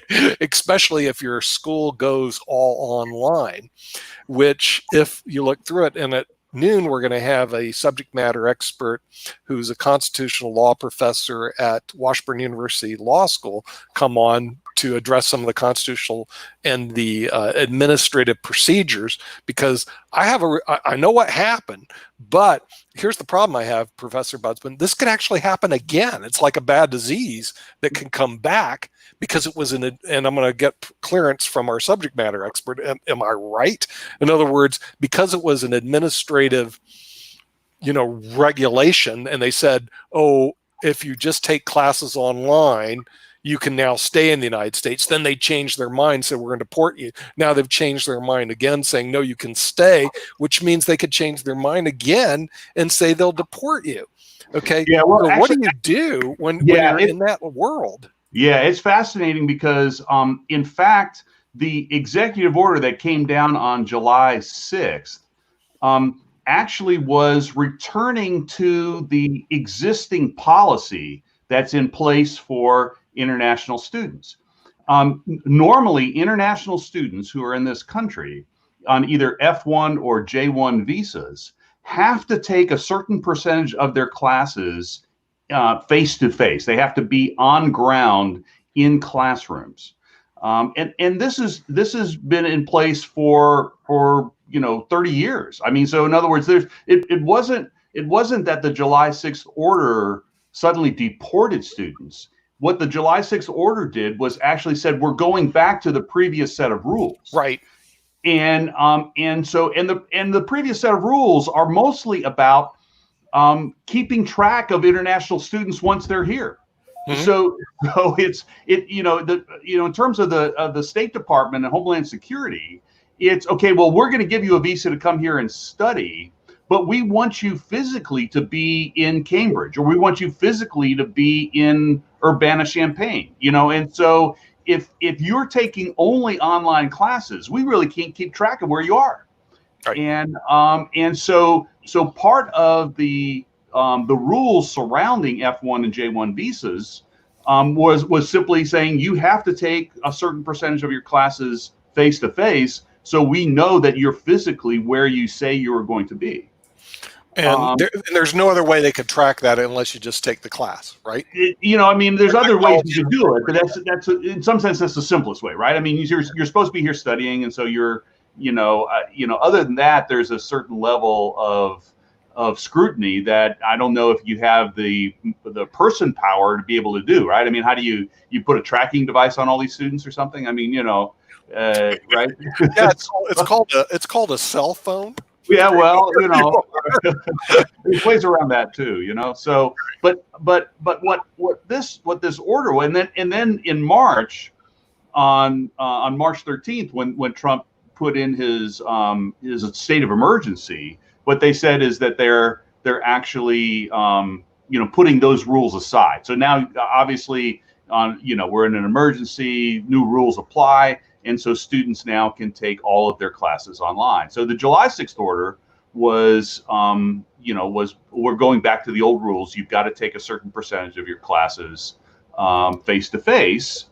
But the problem with it is that universities across the country, you can't simply turn a switch and suddenly have the social distancing rules and the sanitation processes and all the things that are needed to suddenly have face-to-face classes on the ground, starting in many cases in the middle of August. Here in Southern Illinois, Southern Illinois University starts classes in the middle of August. And so, essentially when this thing came down, there was 6 weeks to prepare. Harvard and MIT, who were the main sponsors of the suit, had been planning for literally months about how they're going to deliver all these classes in the fall. And so part of the issue was simply how ridiculous the timing was. And so, I'm glad to see, obviously, that they rescinded the order. But, it's what the other issue that people don't understand in terms of international students. And Nick, I sent you a report from the National Foundation of American Policy that actually analyzed the percentage of international students, graduate students, in STEM programs. And part of the reason MIT and Harvard and some of the big research universities were co-signers on this suit is without the international students in the STEM programs, they would be devastated. I mean, it's people do not understand how dependent American research universities are on international graduate students. Mm-hmm. And it is in some cases 75 to 80% of the students in engineering and STEM disciplines are international students on F1 or J1 visas. Electrical engineering in particular, the number of American graduate students from 1995 to 2015, the number of graduate students in electrical engineering have actually gone down. there isn't a better market in terms of jobs right now than electrical engineers. I mean, you walk out with a bachelor's degree and you get a job. You walk out with a master's, you get a really good job. But American graduate students, the number of them has actually gone down over that period of time. International students now account for over 80% of the grad students in electrical engineering in this country, and in some of the research universities higher than that. So, it's when you have a research lab, in chemistry and electrical engineering and computer science, the students who are running your experiments are grad students. Research across the country would have ground to a halt if we deported these things. I mean, people simply don't understand how dependent the American university system has become on international grad students in STEM disciplines. It's an issue that people aren't talking about. Right. Yeah, and that's part of the reason we wanted to bring that up, and also just to do the introductions for the people who have just joined us on IBM TV. We have Alexander Starr, who runs our investment show and Chess Stars from Russia and now lives in Canada, but Dasadanya, as they would say. Willie Hill, who runs Startup Australia. The G'day Mate out of Melbourne joined us. Holmstoner, who's the chairman of the American International Chamber of Commerce out of Los Angeles. He spends a lot of time in the Pan-Asian market. And Professor Gregory Budsman, who was the former dean of University of Southern Illinois Arts and Letters, and now is a professor at the Arts and Letters at University of Southern Illinois. And your background's math, from what I understand, and you're talking law, which I think is very interesting. I was going, how are you going to quantify this? And now I figured it out. What you're going to do is use the quantification with the law. And then we have Jim Eade, who runs the ID Foundation, and also wrote the famous book Chess for Dummies. He gets his plug for his book. Holmes, since you've been in Asia, do you see a lot of people over there as a chairman of the American International Chamber of Commerce students that Asia going into the United States? Do you see a lot of that taking place? Well, I'm on the board of directors for a university out here in San Diego called the California Miramar University. It's a small law school, about 3,000 students, and they're in their curricula is law and business as of, I believe it was yesterday, because we did a count, as of yesterday, 78% of the students were outside the United States, coming back and forth from other countries.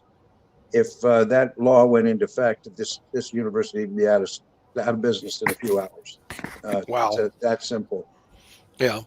Okay. Well, the reason why this is important, because I know that they rescinded the rule, and we're going to have Professor David Rubenstein's going to be joining us in about 40 minutes. His specialty is constitutional law and administrative procedures. Okay. And here's the problem that I have. I go, okay, it just went away, but let's get real here. All you have to do is to come back and paste that rule back again. Am I missing something, Professor Budsman? In other words, don't you have to have a contingency plan? What happens if they change their mind again and repaste the rule back in? I mean, all of a sudden this is in play. Yeah, no, it is, and again, like I said, it's a situation where the administration is pushing across the educational spectrum. By the way, I mean, it's just not in higher education, obviously. I mean, they're pushing for schools to be on the ground, face to face in the fall, and schools are not prepared for it. And if you're going to be responsible in terms of social distancing. I mean, I just stepped down as dean of the College of Arts and Sciences, and so a couple weeks ago, actually, and so now I'm just I'm a former dean. I'm working in the office of the provost. But before I stepped down, we had already begun to do all the necessary planning for how would we do face-to-face classes in the fall if we're actually being responsible for social distancing. And I mean, actually, the mathematics of it is pretty amazing. I mean, you've got to there's something called tessellating the plane, right? I mean, basically, what you got to figure out is how do you actually geometrically put these students? Where do you put them? Is there a software program that'll develop how you're supposed to organize your classroom? There is. I mean, you basically it's like, how do I just sort of geometrically situate these students so I can get the maximum number of students in a classroom, but still, have a 6 foot social distancing, radius between students. And so, all of that planning that needs to happen, would have had to happen overnight, literally, in many of these cases, if this order was in effect. And, again, in normal conditions, I really don't think the order has really been a problem. I mean, first of all, the international students want to be on campus. I mean, they want to culturally connect with other students, and the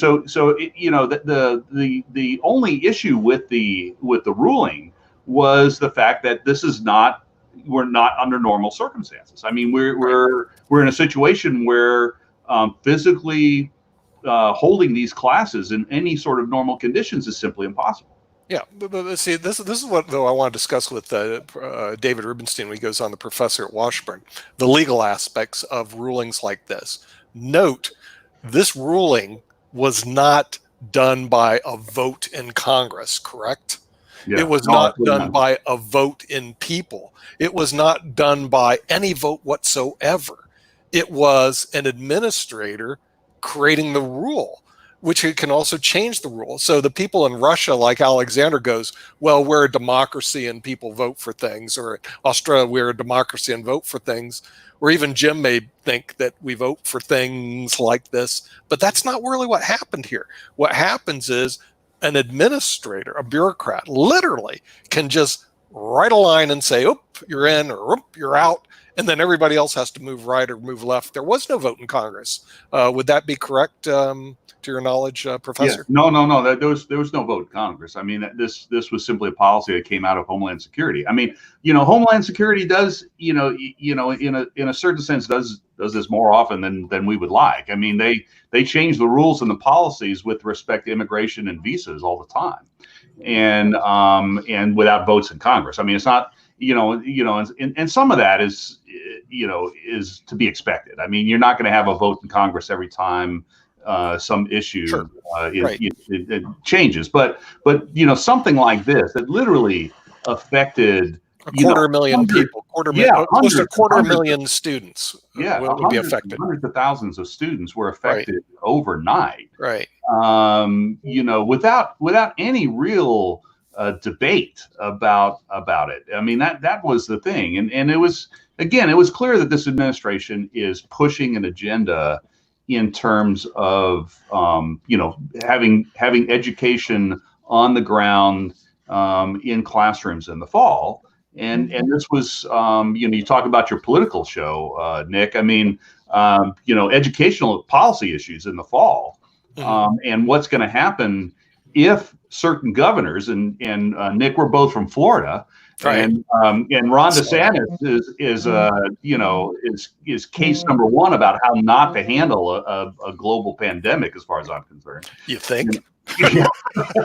See, I'm like you. I'm a bit of a math guy, even though I didn't major in mathematics. I went to got an A in pre-calculus or calculus, and I go, okay, that's enough. I'm good. I was done. Okay, yeah, but if you go look at the math of Florida, can you tell me that the math of Florida is looking good right now in terms of the amount of people that are getting infected and the people that are dying? What would the math be? Yeah, no, I mean it's awful right now. I mean they're setting records almost on a daily basis in terms of the number of cases, and yet the governor won't mandate mask wearing. I mean in fact doesn't even model the behavior. I mean, at least people have talked about Trump's new his new responsibility. He actually said you should wear a mask yesterday, or something like this. But it's again, it's a situation where in Florida, it's going to be something to really watch in the fall if the governor says we've got to have in face-to-face classes in K through 12 education you're going to get suits from the teacher unions. I mean, it's going to be an absolute political circus in the fall in the educational arena across the country. Mm-hmm. Yeah, I actually predicted in June suing the Atlanta mayor.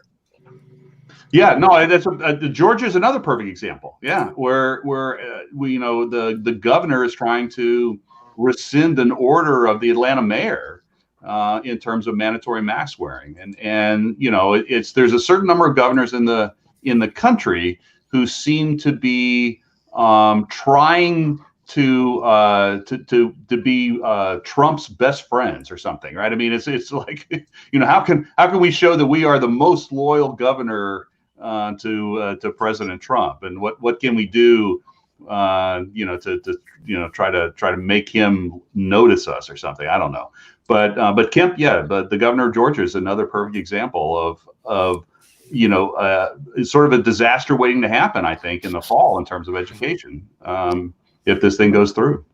Yeah, I heard a statement by the mayor in Atlanta, and she said she was sued personally. And see, I've never seen the lawsuit, but the thing is, I guess I should go research it, because to my knowledge, the suit should not be personal, because if she made it in her capacity as mayor, it should be the state of Georgia versus the city of Atlanta. You see what I mean? Not personally, but she said it was personal. But I'll have to pull that and see. That could be another topic that we could put on the legal program at IBMTV. In other words, about that particular suit, and see where the merits are. When I looked at the lawsuit here between Harvard and ICE, I thought if you looked at Harvard, they hired Wilmer, Cutler, and Pickering, which is a good law firm. And then unfortunately, and they had all these other lawyers showing up, pro hoc vici, it was kind of cute. And then unfortunately for the Department of Justice, they had 2 attorneys. But the senior attorney was pretty good. And when I read the defense, if it went to a judge, this could have gone the other way. In other words, the judge, I don't think it would have been before this particular judge, but it could go on the other way. They could say, look, they were entirely within their rights to put this order down. In other words, where's the legal argument, Professor? I mean, and if they did, what would you do at the University of Southern Illinois? Yeah. So again, at SIU, we had policies in place. I mean, it's only a small number of our classes are going to be face to face in the fall. I mean, so we have classrooms that are large enough that we can actually put a certain number of students in there. But you only have a certain number of those classes. I mean, most of our classes are designed to hold 45 to 50 students, and you could only put a dozen or so, 15 students in a classroom that size. And so it's really a scheduling issue. I mean, you just can't schedule the classes physically if you're going to hold social distancing. So, like SIU, like most of the universities in the country, would have just had to basically get the international students together and say, look, you've got to go back to your home country. I mean, honestly, that would have been the only legal response if that policy had been in place at the start of the fall semester. Right, but when they face, I mean, this is their problem, but when they face the problem that a lot of their countries won't allow them back in other words, because they came from the United States. In other words, they have policies in effect. Hey, you can't come if you come from the United States because we mishandled our coronavirus crisis. An excellent point. I think there would have been countries who would have done that. I am quite sure that the federal government had no plan B in terms of that situation. So to say that, okay, so you can't be at this campus anymore, but your country's saying they're not going to let you back in. So what are we going to do? We're going to round them up and put them, somewhere at the border. I mean, we've done that. We're in the border. Yeah, right. Right. Everybody sees the movie Airport. Yeah, right. You're going to put them in the airport. Put them in the airport. Yeah, no. Right. Right. I don't think the administration had any plan in terms of that. Right. I mean, So no, I think your point's well taken. I mean, it is a situation where, at any moment this administration could, in fact, it seems clear that it's not going to be the case for the fall. But if depending on the results of the election in November and who's in power in January, I mean, I think it could well be the case where this comes back to haunt us again. Right. Is this something that we could pass a law about? Congress could pass a law, and then it wouldn't be up to a random administration official to decide it. And maybe it's just too cumbersome an issue to take up as a law. But I wondered if that was possible. Yeah, no, I think it's in the purview of Congress to look at these things for sure. I mean, again, Congress isn't the most efficient body politically these days. So I worry that something like this that has so much political heat surrounding it, I think it would be hard to come up with something that, first of all, would pass, and then second of all, would be signed by Trump. So while I think it's possible, it's within Congress's power, I suspect that it's unlikely. It's highly improbable. Because the thing is, what you just said, Professor, they have to first pass it, and then Trump would have to sign it. Why would he sign a law that he's against to begin with? By way of executive order. So the thing is, if you think Congress is the solution to change the immigration laws relating to that, this particular issue, I don't see that's happening. Well, what if we could wave a magic wand and make the Congress rational and the president rational? You're living in a different world here, because it isn't going to happen. But I looked at what are the students going to do, because we had that problem with one of our chess players who was trapped in the Ivory Coast, couldn't even get back to his home country of Nigeria. And we've already checked out on IBMTV. Our travel plans are all gone because these countries won't accept us. I can't even go visit Alexander Starr in Canada because they won't let us come in. I can't go see Ankit in India because they won't let us get in. So I'm a foreign student. I can't go back home. Yeah. So what's there the will plan? be soon illegal crossing to Quebec from the United States. Oh, illegal crossing from Quebec. Yeah, so you will still make it. There we go. I have to rely on smugglers to get back into my home country. That sounds the Vietnam War. We knew that. Right, we could do that. So Holmes, has this issue, since you're on the board at Miramar College, has this issue come up before the board? In terms of this immigration issue, it looks like it's more important to you than it would be to Southern Illinois University. Absolutely. All of these issues affect us directly because we're the gateway out here in California. Most of these people, they save their families, they put their money together, they save their money their whole lives so that they can send these kids to go to the best schools. And they look at the Americans as having the best schools. And now the Americans say, I'm sorry, we don't want you, stay out, or if you're here, you got to go home. What I don't understand is why the best educational system on the planet Earth would train these kids, educate these kids to the highest levels. And then when they graduate, instead of trying to encourage them to stay and get to stay and share that knowledge with the United States like they would like to do, they immediately send them home, and where they're not going to find a job that will match their skills, they usually end up in the government, which is ironic because all of these governments, Vietnam, China, Korea, and all the rest of these places, they have the generation of American educated people running their government, which is ironic, that's for sure. Mm-hmm. Yeah, because isn't this the whole theory of the U.S. when it comes to immigration? Aren't we supposed to recruit the best and the brightest, bring them here, and have them stay here? I know, Jim, they do that in chess. Okay, exactly. Well, and our chess players, okay, if you follow Webster University, they recruited the top chess players in the world to come here, and now they have a killer team. So did University of Texas at Dallas. So did all the chess scholarship schools. They recruit top people around the world to come here, and then it makes this country bigger, better, stronger, because if you can recruit off a demographic base of 7.8 billion people, you're better than just 300 million people. So why is the policy we're going to recruit the best and the brightest, and then we're going to kick them out? That Does that doesn't seem, make any sense. I was It going to doesn't say, make sense. well, I was going to ask our math professor to do the calculus on that. Professor Busman, what's the calculus on recruiting the best and then kicking them out? How does that work? Well, Negative you know, in many ways, it just the difficulty of getting work visas.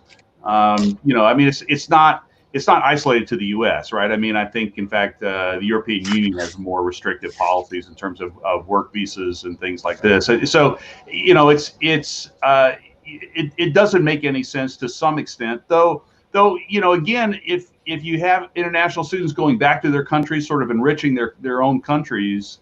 That's not necessarily a bad thing, too, right? I mean, it's and certainly in terms of you know students who get PhDs in this country, you know the getting H-1B visas and getting work visas so that they can become faculty members is something that is routinely done, and you know so you know again I think there are ways they can do that. Should that be more flexible? Should those immigration policies be a little bit more flexible? I would say so. Certainly, many of the students who do want to stay in this country, you know, but you know, I don't think in that particular case we're too bad. You know, if you look at us internationally. Right. Yeah. But Holmes. What? Wait. Ankit has a question. Then we'll get to you, Holmes, because I want your opinion on that. I just wanted to, I mean, tell the viewers and tell your panelists what's happening in India. So basically, a lot of business houses and industrialists, they are creating their own universities and they are training and they are educating their own talent so that they can consume them in their own companies.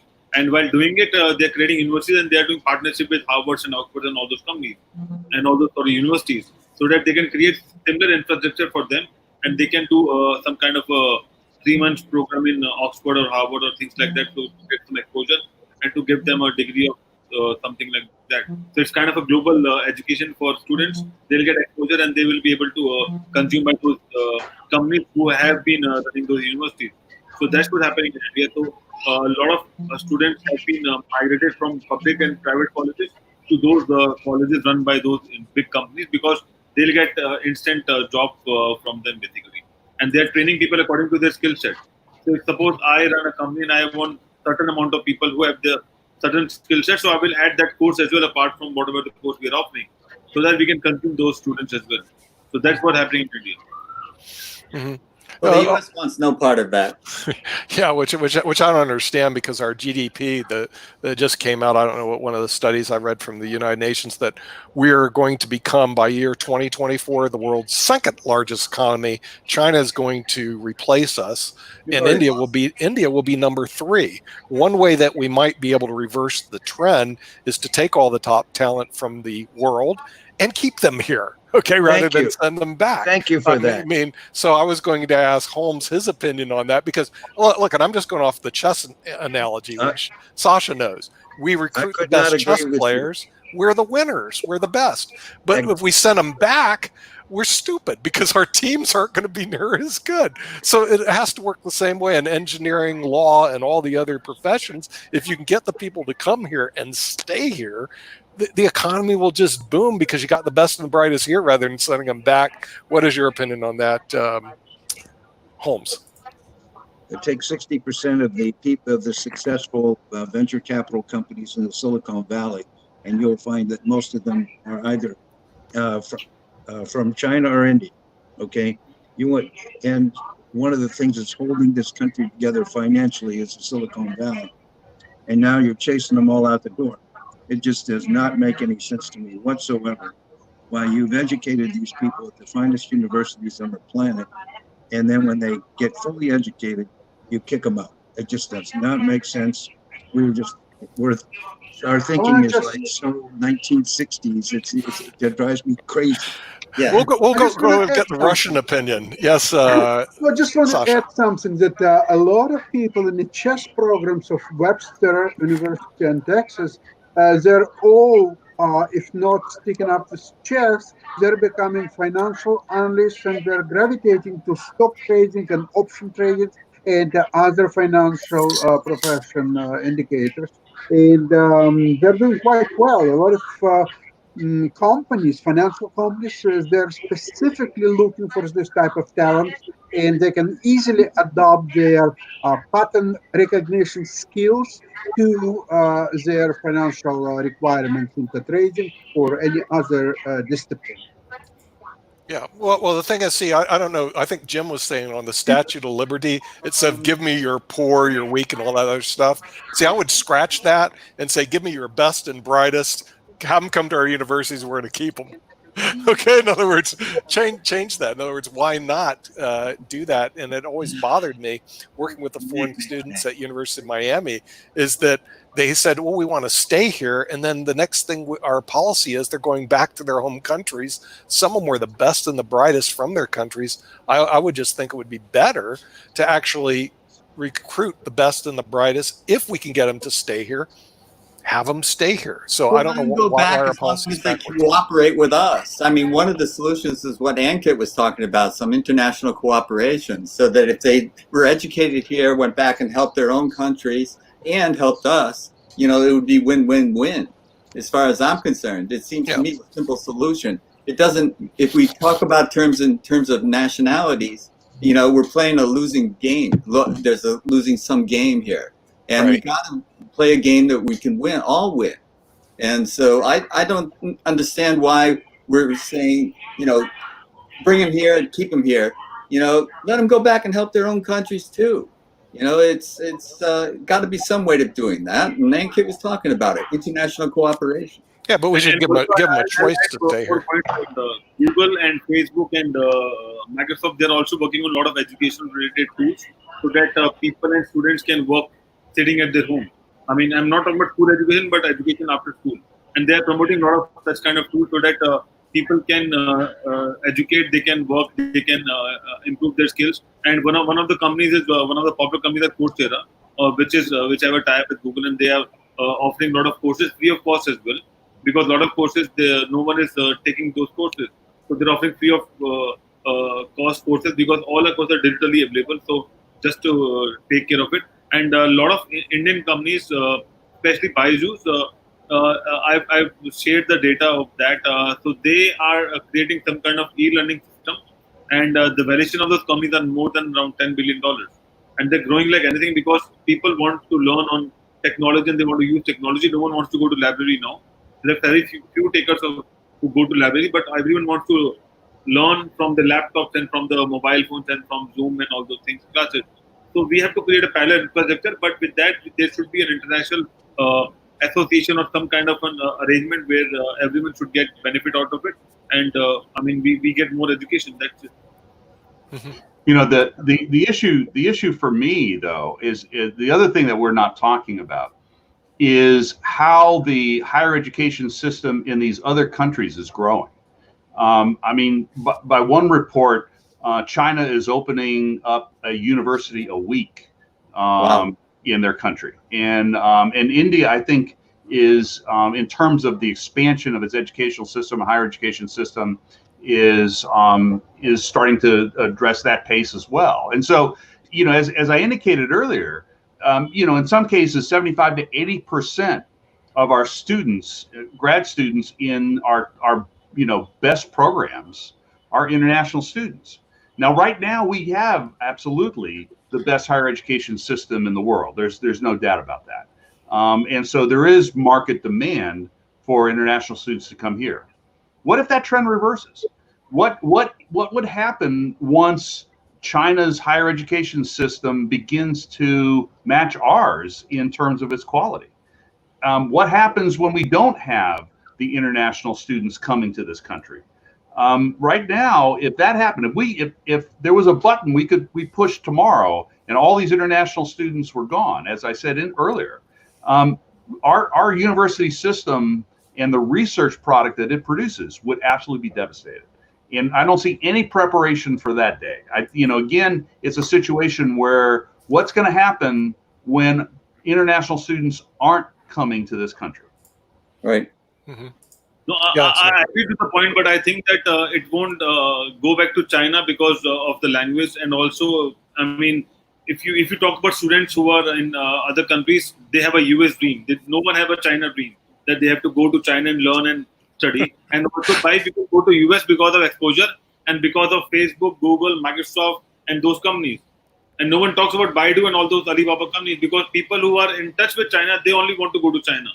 A lot of students from China, Hong Kong, they also travel to US. So the shift might be from US to Europe or maybe Australia or India, but I don't think that it will go to China because of the language barriers and because you know that I mean there's a lot of protocol issue in China as compared to the rest of the country, the rest of the world. And I think US is still, America is still a dream to sell. You won't believe we have so many education consultants in India, more than what we have the universities and colleges, and they are sending people to US, to Australia, and to Europe. And very few people are going to China, and only those where if they are getting something additional, which is not, studied or which is not taught by any of the other universities in the world. So I don't think that that trend will come out because of the language and other issues. at least not in the near Do you future. foresee the day that you will have more higher education facilities in India than you do have palaces? Yeah, we have a lot of universities. I mean, we have masters and we have a lot of engineers and PhDs and doctors. I mean, if you compare to the graph, I think we are balancing our country equivalent to US and UK. I mean, we have more engineers, and a lot of our engineers are working all those top companies in the world right now. So I don't think so. Education is the problem. Infrastructure or getting the education or converting from an offline education to a digital education, that is the challenge. I think we will overcome that challenge in coming future, and that is what the tech companies are working on, because education is one of the biggest market after healthcare. And education is not just about books and digital books and all kinds of presentation and PPTs and all the stuff. Now people are getting more engaged in terms of gaming, gamification, giving them all kind of hackathons and webinars and all those stuff. Right. So it's improving day by day, and I think we have a lot of things to be done to take care of the education. But infrastructure is the key, and that is what we have to work on. And then after that, international collaboration is required to make sure that we collaborate well in education sector as well. Yeah. And the study I just read is that I have Go ahead, I Holmes. have a story. I have a story for you. I have a friend. His name is Sean Chen. Sean was a student out here at UCLA. He graduated and he went back to his hometown of Zhengzhou, China. And he loved UCLA so much that he recreated it. He got the government to grant him some land, and he raised some money, and he rebuilt UCLA stone by stone, ivy by Really? ivy. You looked at an exact replication of the entire campus of UCLA in the middle of China. Okay, hired. He started out. And all of his teachers are foreigners, mostly Americans, speaking English, in the middle of China, okay, in the farmlands of China. Within 5 years, he went from 2,000 students to 20,000 students. All of them want to learn from American teachers. Yes. They want to learn to speak English.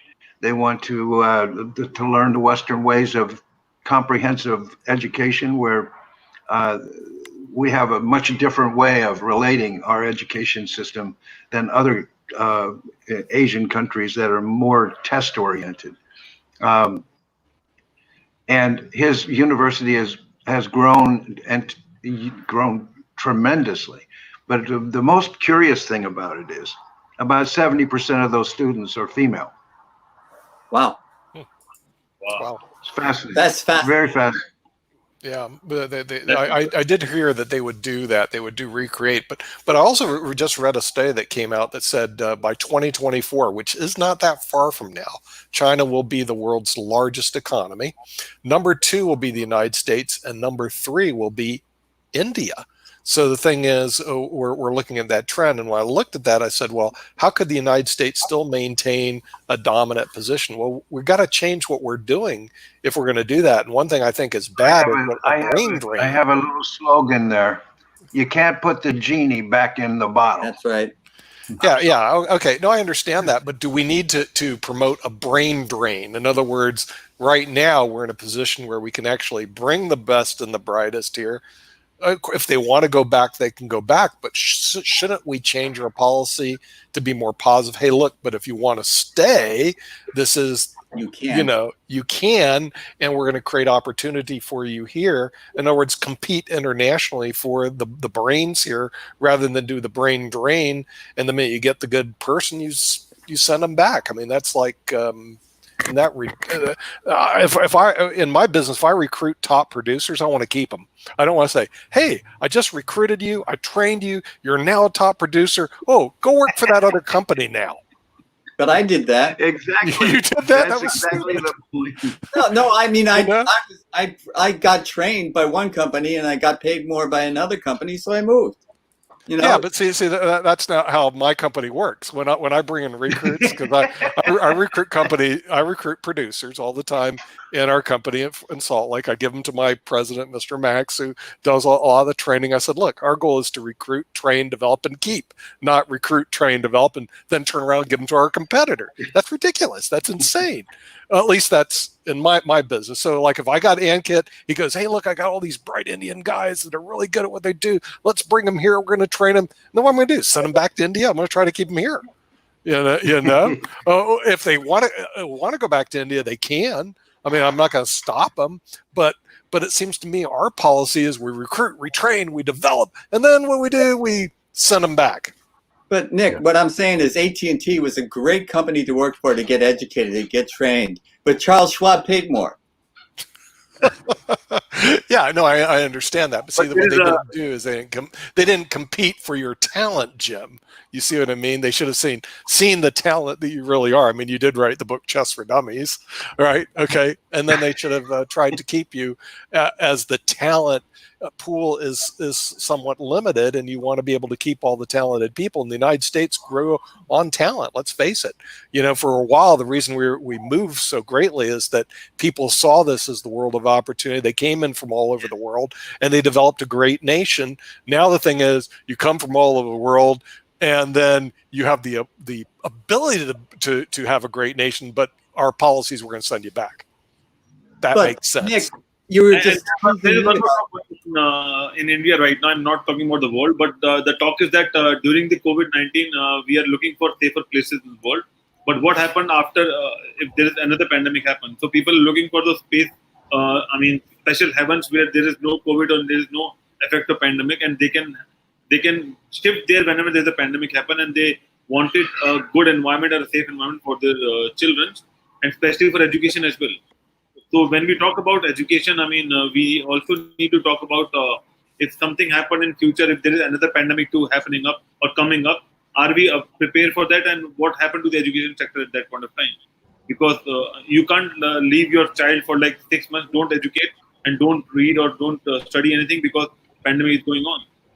So we need to discuss on that, and they're looking for places like New Zealand, and they're talking about Fiji and all those places where there is less effect of pandemic as compared to USA and China and India and all this. Yeah. I mean, Dr. Busman, are you going to have a problem getting foreign students to come here when we're the land of disease and crime?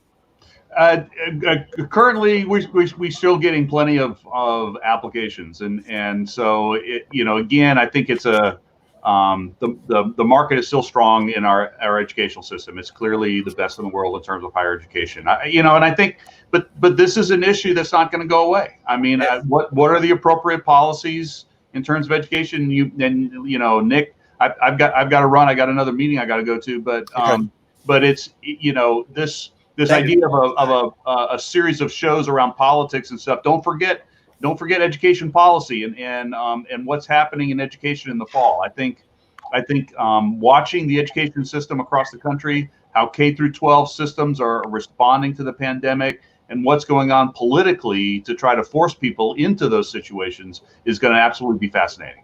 So yeah, I agree. Okay. Yeah, we'll bring you in on when we get to this political show that we've been debating to talk about the education policy, because I'm sure that's education policy. I don't want to be on in your standard political. No, just education policy. When we bring that right. Yeah, you don't want to listen to the mud getting thrown across. I don't want to. Yeah, but education policy. I'll be glad to be here. I'd love to have it. Right. So, okay. He's got a good education. He's making a wise choice there. Yeah, that sounds good. Thanks, everyone. Well, Take care. thank you for coming. Yes, thank you. Yeah. But Nick, you were just teasing me a little bit earlier about me waving a magic wand and making sane policy, and you're having the same problem. You're thinking about this is why don't we just keep these people here that we trained? And Sure.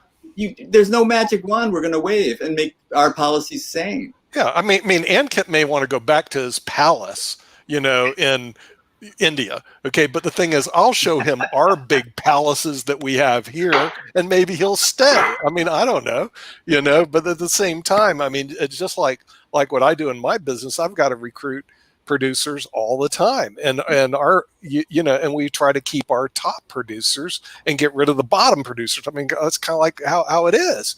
I don't sit there and recruit the top producers and then say, hey, I got a competitor down the street, why don't you go work for him? Okay, now they could, but that's not what I'm going to do. I'm going to try to keep them. So anyway, and yes, we do have we don't have palaces here. They have these trade show kind of things that go on across Asia because Asians are prized. India, China, Indonesia, Philippines. These are all very prized pieces of business for places like American universities, like Harvard and Princeton and Stanford and Yale and the rest of these countries are big gold mines, a treasure for these guys. They have these educational fairs, and these people come like they're going to a trade show, and they set up their booth, and then everybody is like enticing these guys. It's like recruiting these people and giving them all of these huge benefits. If you come to my university, you get this, and if you come to my university, I'll outdo you. I'll do that. And now that these policies have changed so dramatically, and that they've been the new government is basically changing it to the point where we have 2 million students in this country from China. Okay, tell them all to go home is like shooting yourself in the leg, not the foot, the leg. Yeah, that's what I see. It's absolutely killing the system. I don't think it's a good policy, but also I'm recognizing, and like I said, when Professor Rubenstein comes on later, in about 5 minutes or from now, one problem that I see is that one bureaucrat by one line can switch this policy all back again. In other words, scary. That is the scary thing, because the thing is, the problem with the American people is they believe they live in a democracy. They believe that Congress writes the law and everything is done in Washington, D.C. But we'll find out that is not really true, because a lot of cases they'll write a law and defer to an administrative agency to actually implement the law as they see fit. Okay, which leads us to where we're at right now. By tomorrow, let's put it this way. This isn't a computer program, Harvard versus ICE. They may need to keep it in the computer program because they may have to send it back again. And that's the realities of it. In other words, they may have to refile this again, because all you need is a bureaucrat to go like that, and you're back in court. And my reading is I'm not sure which way the court's going to go. The courts could go the other way on this one, because I read the response, I read the complaint, and a judge could go, well, Congress deferred this to them, deferred the ability to write the law in this area to them. They wrote the law this way. Too bad you lose. And by the way, that was actually the response that the Department of Justice actually came out with. That was his response. And he went to University of Pennsylvania Law School. I looked at his CV. Good lawyer. So his other response was standing. I was going, but he made that the third part of his argument, which means it was the weakest part. He was saying the universities don't have standing. See, I don't think he was going to win that one. I think the judges go, yeah, they do have standing because they have a lot to lose here. They're a player in the game. But I'm not sure about the other two, the gist of the argument, which then would create a lot of problems for universities like University of Southern Illinois, the university that you're at, Holmes. A couple of the universities I'm at would have problem, Northeastern, but when I worked at Campbell University, believe it or not, they wouldn't really affect them. Most of the people at Campbell, it's a regional school. They come from North Carolina. They're not foreign students, and it wouldn't make a difference to them. So it really depends on what university it was. But overall, to this country, I think we would have a big problem because we would lose the best and the brightest, around the world. They would just be gone because they would. In other words, why be here? And we also just sent a message to foreign students that, hey, this could take place at any time. And then how do you recruit people? There's no consistent policy. It's very inconsistent, and they, when you don't know what you're looking forward to or what to expect, and you're spending a lot of money. Your family has spent their life savings on sending you to the university, and then all of a sudden they say, you're out, and I'm keeping your money. Right. That's not a good thing. No, that's definitely not a good message that you're sending. And from what I saw, at least the experience I had back in 1982 and 81 with the foreign students at University of Miami, these people were some of the best and the brightest from these countries coming to the United States. And they had a problem because of the same thing. They actually wanted to stay here. Most of them did want to stay here. I don't know why, but they did. And then the next thing, they had to go back home, and they weren't able to stay in the United States. So it did become a big problem. It eventually becomes a legal problem. So we need to find a lawyer who's an expert in constitutional law and administrative law. Two classes that one I had to take, the other one administrative law I didn't take, so I didn't know anything about it. So let's go find an attorney who knows a little bit about it, or professor. Oh, there he is, Professor David Rubenstein. Gosh, what an opportune time for you to show up to our program. Okay, for those who don't know this, I did go through his CV. He actually is a subject matter expert in both constitutional law and administrative law, which is a good one. Constitutional law to me is like, hey, that's political football. Administrative law, that's a big issue at Washburn University School of Law in Topeka, Kansas. And for the foreign people, they don't know, it's Robert Dole's university. So we've been discussing this great case, and I'm sure you have read it, Harvard versus ICE, where they wait, I thought we were doing the DACA case. No, the DACA case. Okay, wait a minute. That's way back there on that's next week. But we have Ankit. I'll just do brief introductions. Ankit Kandlawa, who's the director of IBMTV. He's beaming in from New Delhi, India. We have Alexander Starr, who is from Russia, now living in Toronto, Canada, where he's permanent residence, by the way. Holmes Stoner, who's the chairman of the American International Chamber of Commerce, and he lives in the United States of America. He's in Los Angeles. And Jim Eade, who runs the Eade Foundation out of San Francisco, California, also a FIDE chess master and author of Chess for Dummies. That's his claim to fame. So if you ever go to a bookstore and you see Chess for Dummies, that's him. And we have Professor David Rubenstein, who's actually subject matter expert in constitutional law and administrative law at the Washburn University School of Law in Topeka, Kansas. Tell us about this case. Can they just change their mind administratively and just go whack? We changed our mind and deport all those foreign students. What are your thoughts on that? Well, it depends on who you ask and what time you're asking about. I think it's important to contextualize this. Certainly, that was the government's effort in its response to the complaint. But I think it's useful to start with the black letter law that existed sort of pre-COVID. And by black letter law, I'm just referring to the statutes and regulations that were already in existence prior to the declaration of a national emergency in around mid-March. So under the pre-existing laws that already existed, ICE, or a division within ICE, had the responsibility for overseeing and administering a program for international students. And the visa categories that are relevant in the litigation were the F categories and the M categories. The letters and the details really aren't all that important. What is important is that in order to maintain the status of the visa categories that these students were in, they would have to be in a full-time course load, essentially. And regulations further specify that in order to meet the requirements of being in a full load, full course load, that the vast majority of the credits had to be for in-person live courses, and there were some exceptions that students can take, let's say, one online course a semester for certain of the students at issue.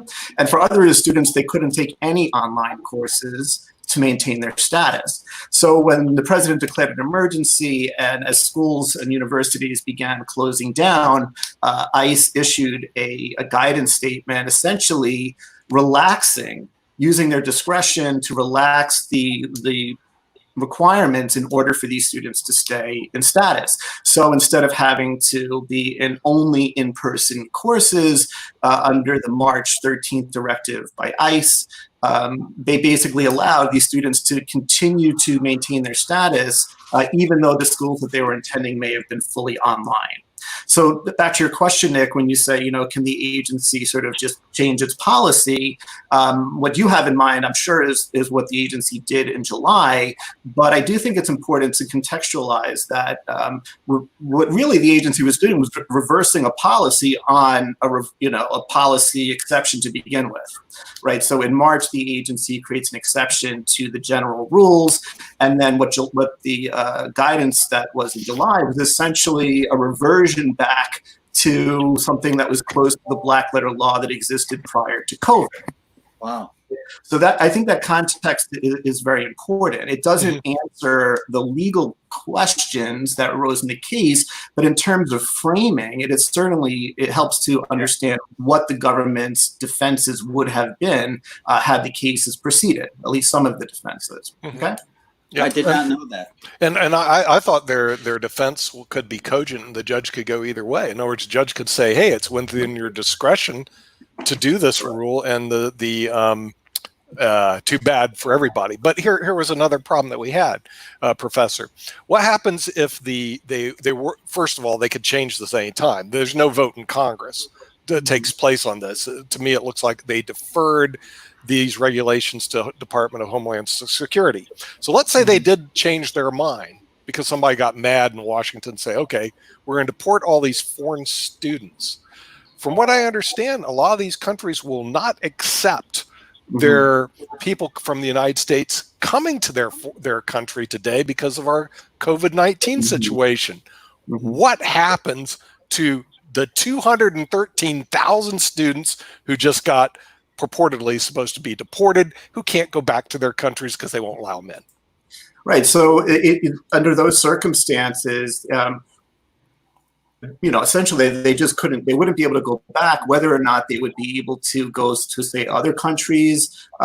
It's just, I don't have the information. Of course, that's an individual decision, but for purposes of the immigration laws, that could have been a reason why, for example, they could have perhaps raised that as a defense, at least for those students. And again, it may have been many of them that could not return to their countries, could have been raised as a defense to a deportation proceeding that was brought against them, right? So it's hard to know exactly how all of that would have played out. But in terms of the forward-looking, after sort of sitting at the time of the July, let's say the first 2 weeks of July, the possibility or the real possibility of that occurring is certainly factored into sort of the calculus of the harms that the reversal of the Trump administration of their policy would have had. And so it would also give rise to one of the additional considerations that probably the agency should have accounted for prior to making its July 6th ruling.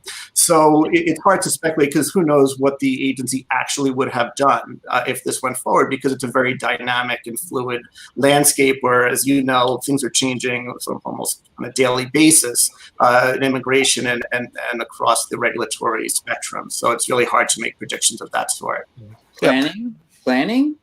Planning? Yeah. Well, they wouldn't have them playing. Well, but what about, since you actually work in the area of constitutional law, administrative law? Like I said, I never took the administrative law class. I understand their administrative regs, legislative regs, but and I'm not even sure which one this falls under. But let's go look at the constitutional law issues. Are there any defenses for the universities, or any issues that they could raise relating to constitutional issues about this deportation? Probably not. I mean, I shouldn't say. I wouldn't say definitely not. But at least in the litigation that was filed, that is not. They weren't raising constitutional issues, and I assume that we'll get into the details of the actual legal claims in the case, which were administrative law issues. But the types, the type, and this alludes to something you said earlier, Nick. I mean, you're quite right that Congress delegated a huge amount of responsibility to these executive agencies to fulfill very broad goals established in federal statutes. And the question about, how much can Congress delegate, how much of the details of our laws can Congress delegate to agencies is a constitutional question, but it's a really hard one to win in light of the very forgiving and flexible standards that have grown around that sort of separation of powers question. So that would have been a non-starter, and probably not what the Harvard and MIT in their complaint, they have to make their best arguments, and that would have been a good argument. The other types of arguments that could come down the line are like due process types of arguments, but those would have been premature, in part because it wasn't clear how this was going to be, executed, and to the extent there were due process challenges, those would probably have been challenges that individual or perhaps class action students could have brought, but it's hard to see the university bringing it unless the university was bringing those claims on behalf of the students. And because their students are non-citizens, they don't have the types of due process protections that we would expect for citizens in the first place. So this gets sort of the intersection of also what I do. I used to teach immigration, but I've also done a lot of writing in the area of immigration. So this is like sort of the intersection of immigration, constitutional law, and administrative law. But to answer your question, I think that while people want to talk about the Constitution because it's like the big document, it's also really not the most relevant one for purposes of the case. Mm-hmm. Now, the attorneys also for the defense say I printed off their complaint. Okay, so I got the complaint, but I also read through the response, and they brought up the issue of standing. They said the universities didn't have standing. Right, Can you explain to the audience, because our audience comes from all over the world, and standing is an issue. If you're a lawyer, you know what it is, but the rest of the people don't. Can you explain them what standing is and how did it relate to this particular case? Sure. And in fact, standing is a constitutional question of sorts. If you think about the way our system of government is structured at the federal level, we have three branches of government, and we've already alluded and spoke about two of them, the relationship between Congress and the executive. But we really haven't talked about the powers and the roles of the court. And one of the it's sort of two sides of the same coin, but to give the federal judiciary power to hear certain types of cases, sort of inherent in the granting of certain powers are certain limitations. And so one of the constitutional limitations is this idea of standing. And the word standing is not used in the Constitution. It is something that has sort of emerged from case law interpreting Article 3 of the Constitution. But the general prerequisite for standing is that a plaintiff has to demonstrate injury, some injury that's been caused by the government, and some, causal relationship between the injury and the redress that the plaintiff is seeking. And so, big picture, the defense in this case that the schools do not have standing was actually limited to saying that the school did not have standing to raise claims on behalf of the students. And so, that would not have been a complete defense, because in the Harvard MIT complaint, the university is alleging its own injuries, right? So it didn't have to rely. By the way, subsequently to the filing of the Harvard MIT complaint, there was a series of cases brought by students elsewhere in the country. And so that defense was it could have dealt with a part of the complaint in the Harvard MIT case, but it wouldn't have foreclosed proceeding in the case anyway, because I don't think there was even disputed that Harvard had sufficiently alleged injury to itself and MIT. Right. Yeah. And so I thought that would be their weakest argument. And so he threw that as argument number 3 on the response. I was going, well, you kind of like throw Correct. out the standing, and maybe the judge would Right. receive it. But Right, 'cause maybe, usually, and to your point, Nick, usually standing's the first point, because if you oh don't yeah, have right. standing, you don't have your day in court. Of course, if So, you know, right. if you get him bounced off a standing issue, but he threw it in the third part, and I was going, well, I guess that was his weakest argument, so he threw it down in the last part. Okay, so since you're a professor at Washburn University School of Law, and you're head up the Dole Center for the what is it, constitutional law? So law and government. Law and government. Okay, let's take your professor hat off for a minute. See, I put these guys on the spot. That's a very uncomfortable place for me to be, but let's. Okay. What being a professor? I'm used to it. Okay. Yeah. Okay. Right. Yeah, well, I always like to put you on the spot internationally, so the people from Canada, Australia, India can all listen to this wonderful. But they actually follow all the crazy stuff in the United States.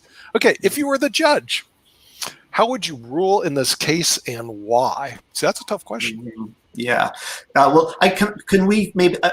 I'm so happy to answer that question. I mean, in the sense, but I think we need a little bit of context first for what the legal issues are. But we could, if you really are just looking for sort of the bottom line, I could tell. I don't know how I would have ruled. First of all, this is really important, is that, you know, what didn't happen in the case was the opportunity for oral argument, and there are definitely quite a number of open questions that are just not answered in the briefings themselves, given the time constraints in the case and the speed at which it advanced. You know, the parties made their arguments, sort of their prima facie arguments, their prima facie defenses, but like some of the sort of the more nuanced questions weren't really sort of developed in the papers. And even if they were, I would say that this is not an easy case to decide. I do think if I were to predict the outcome, I would say that it would have been very likely that some court, whether it was in this one or some other, would have issued an injunction, right? That which would have they stopped, right? Because by filing in many districts, right? This wasn't just one case. There was cases in California with different judges, and because it's even arguably a close case on some of the issues. Chances are there would have been some judges out there somewhere putting an injunction on the program. And you know, but that's just me projecting as to what maybe this judge or maybe some judge would rule. I think it's important to say that on one of the issues on arbitrary. Well, let me take a step back. With your permission, Nick, I think it would help to get into the details a little bit of the legal argument. Please do. There's really two legal arguments, and they both are administrative law legal issues. The first is that and it does tie back to an earlier point that I mentioned about Congress, delegating all this authority to agencies, and how, if you think about separation of powers and you think of Congress as the lawmaker and the agencies as the executors of the law, or which is to say agencies shouldn't be making law, that's Congress's job. Well, running the tape back to the New Deal era, and it became clear that it was sort of impossible to run the country that was sort of in the modern age with this really tight division of powers. And so sort of the Supreme Court relaxed the rules, allows Congress to delegate a lot of discretionary authority to agencies. And sort of as a compensation for that, it means that agencies have to go through certain procedures. Right. It's sort of, like I said, it's sort of a compensation, but the compensation is not tethered to the Constitution per se.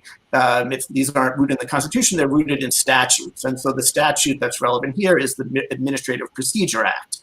Right. So by statute, Congress says, okay, well, if Congress is going to be delegating all this power to agencies, there's certain procedures and certain things that agencies have to abide by when they're making laws.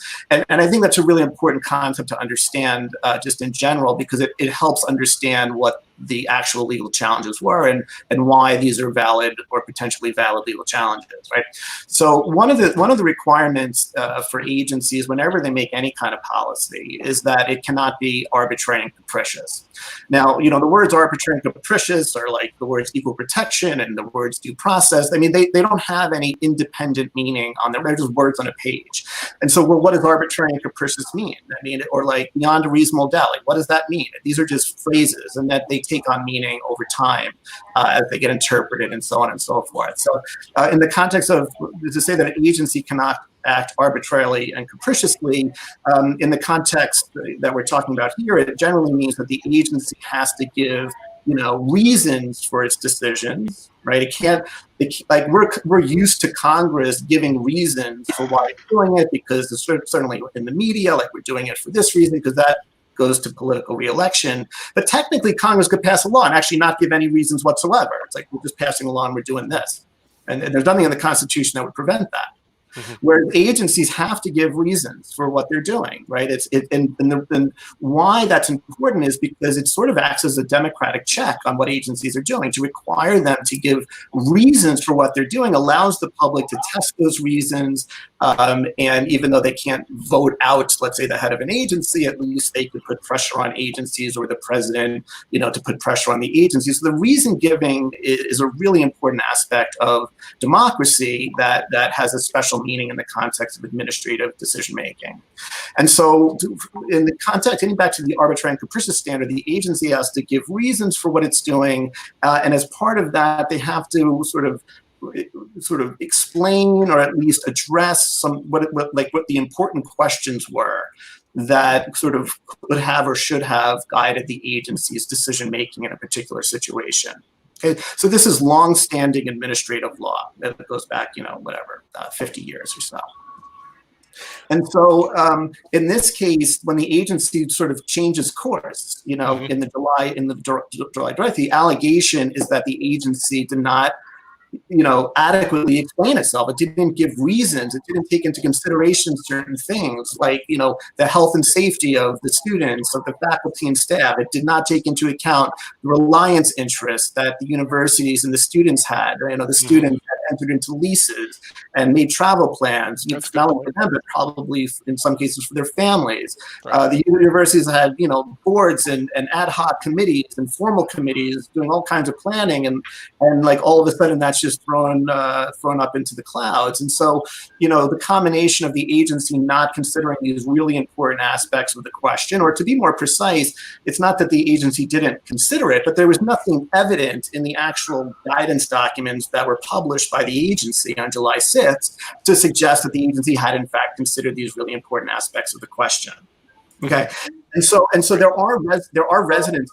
This really resonates back actually to the DACA case, which I mentioned in jest earlier, because these issues there's some real important parallels between, you know, the DACA, which itself was a discretionary decision under the Obama administration to not deport certain, you know, non-citizens who came to the country as children, and so on and so forth, and then the Trump administration basically reversing. Right, and one of the major issues, in fact, the decisive issue in the case was he acted arbitrarily and capriciously because it didn't give adequate reasons for reversing the policy. And of course, the agency had reasons. That's the thing, and the agency had reasons in this case. But that's the wrinkle, and that's why it's hard to sort of commit to like what would I have done as a judge? Because when it comes to like giving reasons, they have to be reasons that satisfy a judge. You know, so I always like kind of liken this to these frequent conversations I have with my children. It's like, you know, I tell them to like, hey, you know, put your dish away. Why? Well, because, you know, it's leaving a mess. So it's like, so why? Like, why? And you can engage in this. So you could give reasons, but it won't necessarily satisfy the person you're giving the reasons to. And so in the context of like this agency action, the agency is giving reasons, but from the perspective of the plaintiff, they're not sort of adequate reasons. And from a court's perspective, the court will be testing whether or not these are reasons which reflect that the agency considered whatever was important enough that the judge thinks should have been considered, right? So this is why, like, the benefit of an oral argument can help tease out whether, like, how far this would have went. Yeah, and DACA was a 5-4 decision. That was a close one. That's the precisely point, right? Yeah. That like when it comes to are these reasons good enough? Right. That is a question about what reasonable minds can disagree. Right. David, can I raise two questions with David? And sure. I'm sorry I'm late. I was at the old address, the old URL. Oh, okay, right. Yeah, thanks. My apologies. Professor Rubenstein, I'm not a lawyer, but I've taught law now for 12 years at the college, at law school at Syracuse. And in reading the complaint by Harvard and MIT, one of the things I'm struck by is the very short notice that was given. On July 9th, agencies were told they had till July 15th to comply with all of the paperwork and other requirements. And the justification for doing this with speed, according to the response brief by ICE, was, well, we told you in March we might change the rules. And I'm wondering how a court would look at such an incredibly tight deadline, 9 days. And then I have a second question after that one. Well, let me answer that in the framework that I was already establishing with regard to reason giving. So in sort of in the jargon that, right, so to take a step back, that just strikes us without our lawyer hats on as being sort of like unreasonable. Like it's like you're sort of like pulling the rug out, you're putting this quick time, you know, limitation on what these universities have to do. And so that has like just a sort of a general reaction. You don't have to be a lawyer to sort of feel that that seems odd. It seems like maybe unnecessary. But now to put that into the form of a legal argument would say like, you did this, you gave us such a short time period, and you didn't explain why you gave us such a short time period to do this. Why didn't you do this earlier, for example? Why it seems arbitrary and capricious. Right, so, right. So it's not. So there's a difference between an arbitrary and capricious, which is looking to test the reasons why, from the actual substance of the decision. Right, the decision to give them a week would be say like that was a wrong choice by the agency. They should have given 3 weeks. But that's not what the argument, the legal argument in the case is, because they don't have. There is no legal right to be given a certain amount of notice.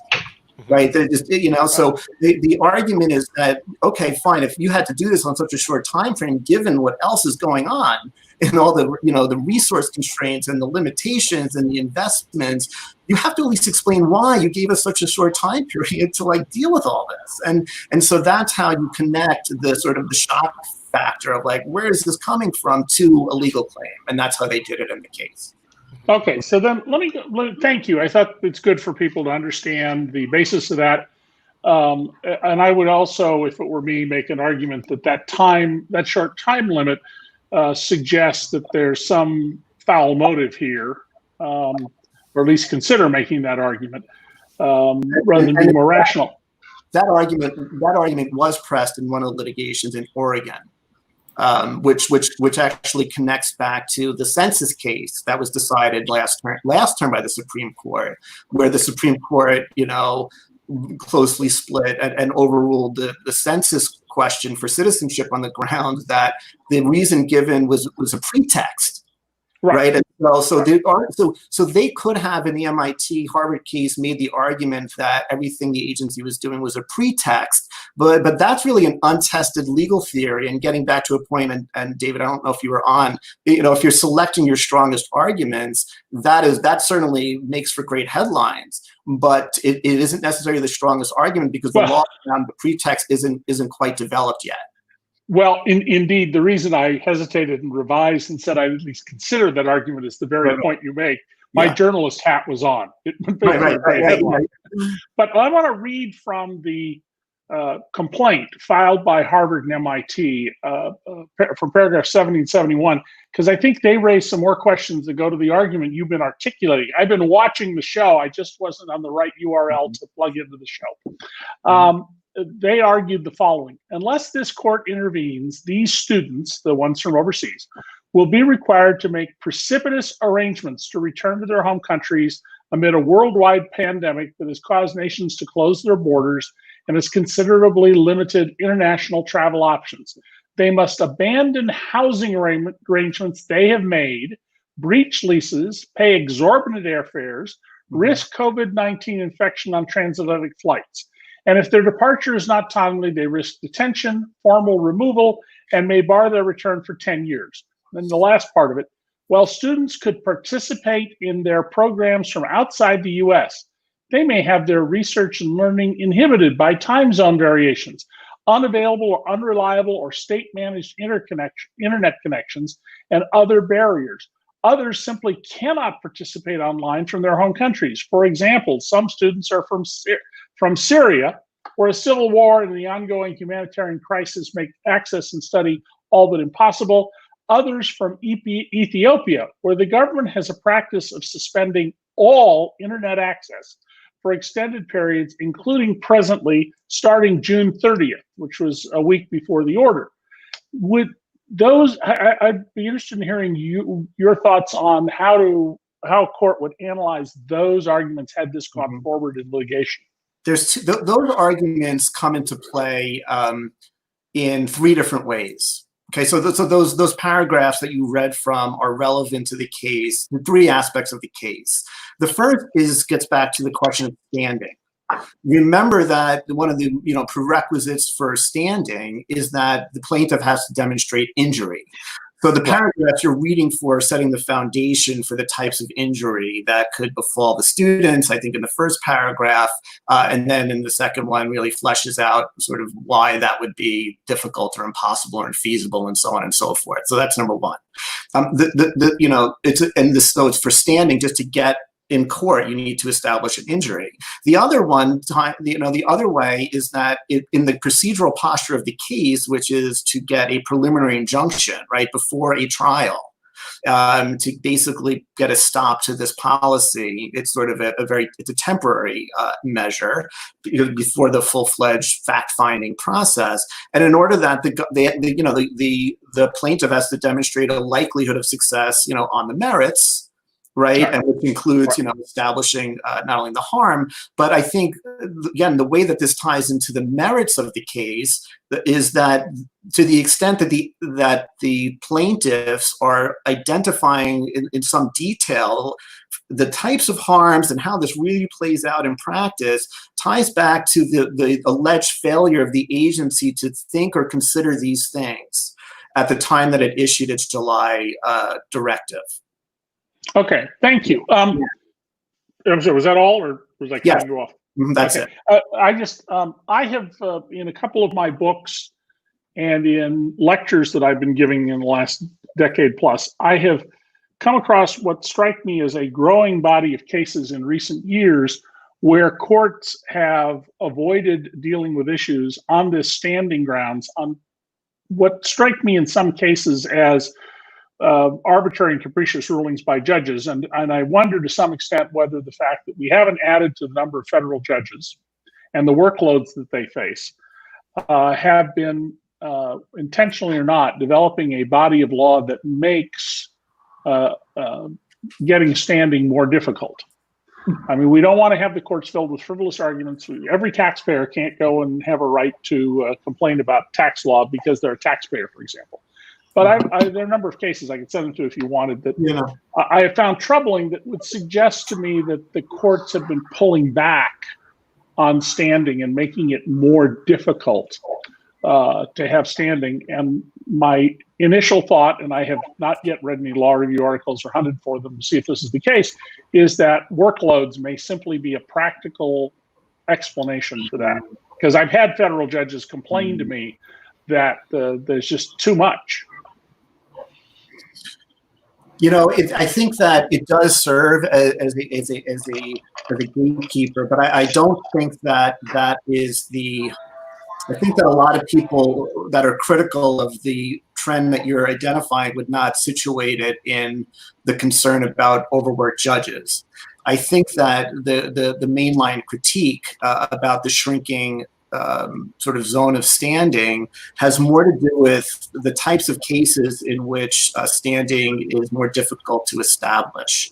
And so getting back to that first requirement, first of all, of injury, you have to think about who's being injured and how does that sort of injury connect or sort of create causal harms in a way that the plaintiff is alleging.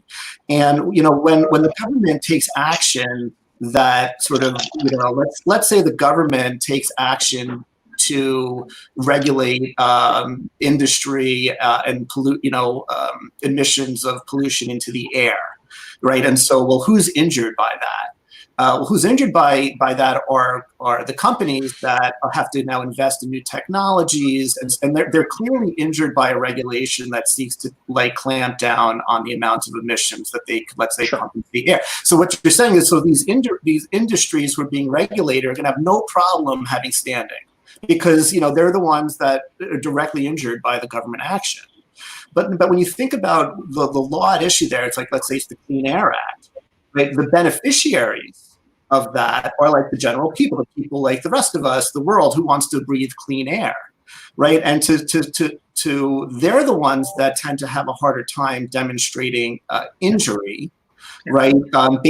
When agencies, let's say, decide not to enforce environmental laws, or when agencies roll back regulations, say, oh well, we're gonna ease up on tailpipe emission regulations. Yeah. Right. And a lot of people would want to come in, environmental groups or individuals, that we're being injured by this. But then you run into the problem that you've identified. Well, that becomes like a generalized type of injury that's shared by everyone, and it becomes a lot harder to demonstrate the requirements for standing. And so, that's really where, at least that I've seen, and I'm not saying that the critique that you're sort of intuiting is wrong. There actually could be a lot to that. But in the law journals and things like that, that's the type of critique that I've seen most often, which has to do with who's really being negatively affected by the tightening of the standing requirements. Yeah. Thank you. And I'm going to just do brief introductions here for the people who've just joined us. We have Ankit Kandlawa in New Delhi, who's actually director at IBMTV.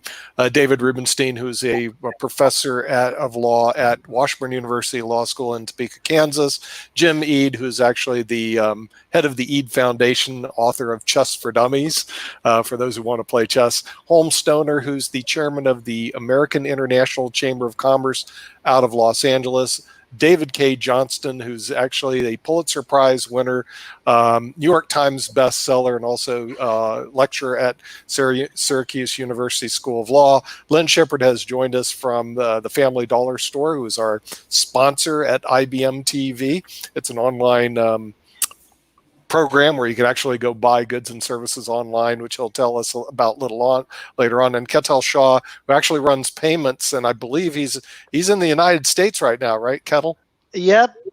I live in close to Maryland, so close to Maryland. Okay. Well, yeah. we're discussing this now famous case, Harvard versus ICE, which just the case that almost was.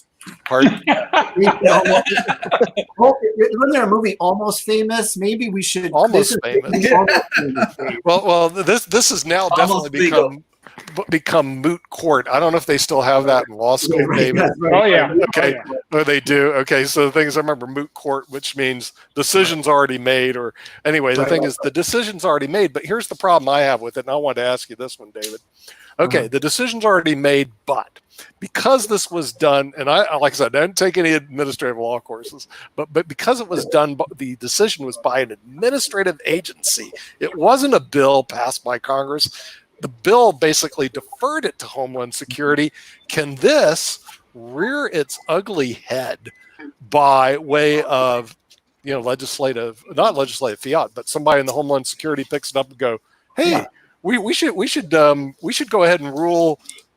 I've changed my mind. Let's go deport all the foreign students. Can't they just go back and redo this again and change their mind in a month or two from now? They say, well, COVID-19, we've got a vaccine for it. So now all you universities dance to the tune and get your foreign students out of here, or else start online classes. Why can't they do this in 2 weeks from now? Just change their mind. Yeah. Well, first the answer is they can, but with some caveats I want to get back to in a second. But it's funny because when I was reading this, with the benefit of hindsight, knowing that it was sort of mooted out, I had a similar sort of reaction, or maybe an iteration of the reaction you had, was, if the legal challenge here, or one of the main legal challenges here, is that the agency hasn't provided adequate reasons. As I was reading through the Harvard MIT complaint, I'm like, oh, this is great. It's like a roadmap. It's like a drafting roadmap for the agency that they just have to tick the boxes. Okay, we thought about this, we thought about this, we thought about this, and we thought about this, and now we're going to do it. And in fact, there's nothing preventing the agency from doing that. And in fact, it might. Right. It still might. Right. Thank you. That's what I thought. That was my opinion. I was going, they might. Right. Yeah. I don't know if it's interesting, but the sort of my commentary on it's not just that they might do this, so it's not really over. It's like now they know exactly what they have to do. And I was thinking, like, almost the perverse incentives that this sort of can give an agency, like, you know what, let's test the waters, let's do something, hear from all the stakeholders, like find out what the objections are, go to court, the fire drill, get the list of things we're supposed to think about, and then we'll withdraw the case, and then we'll think about them, and then we'll do it right. I mean, that's a crazy type of incentive. Actually, Nick, what David just said, there is some literal precedent for under this administration. In my book, It's Even Worse Than You Think, I tell about how the clean water people at the EPA were ordered to disclose to Pruitt, the then administrator, every weakness that they could possibly imagine in trying to enforce the law.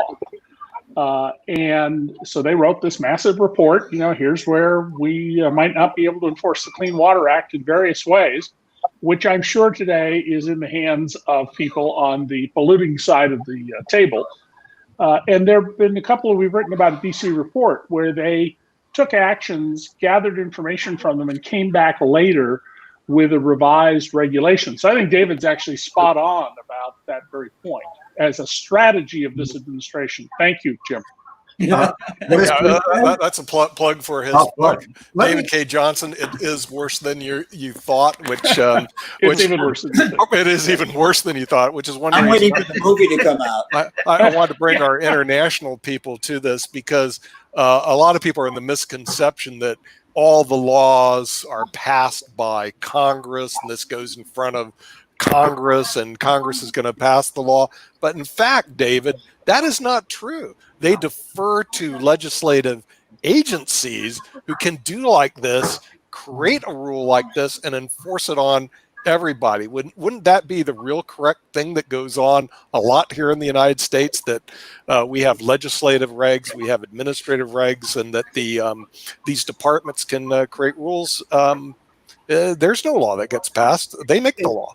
Correct. I mean, and in terms of, just to give some perspective, I don't know what the actual ratio is, but I think it's a very safe ratio that if you think about the laws in the books that actually regulate our daily behaviors, I'd say 90% of them are done by administrative agencies.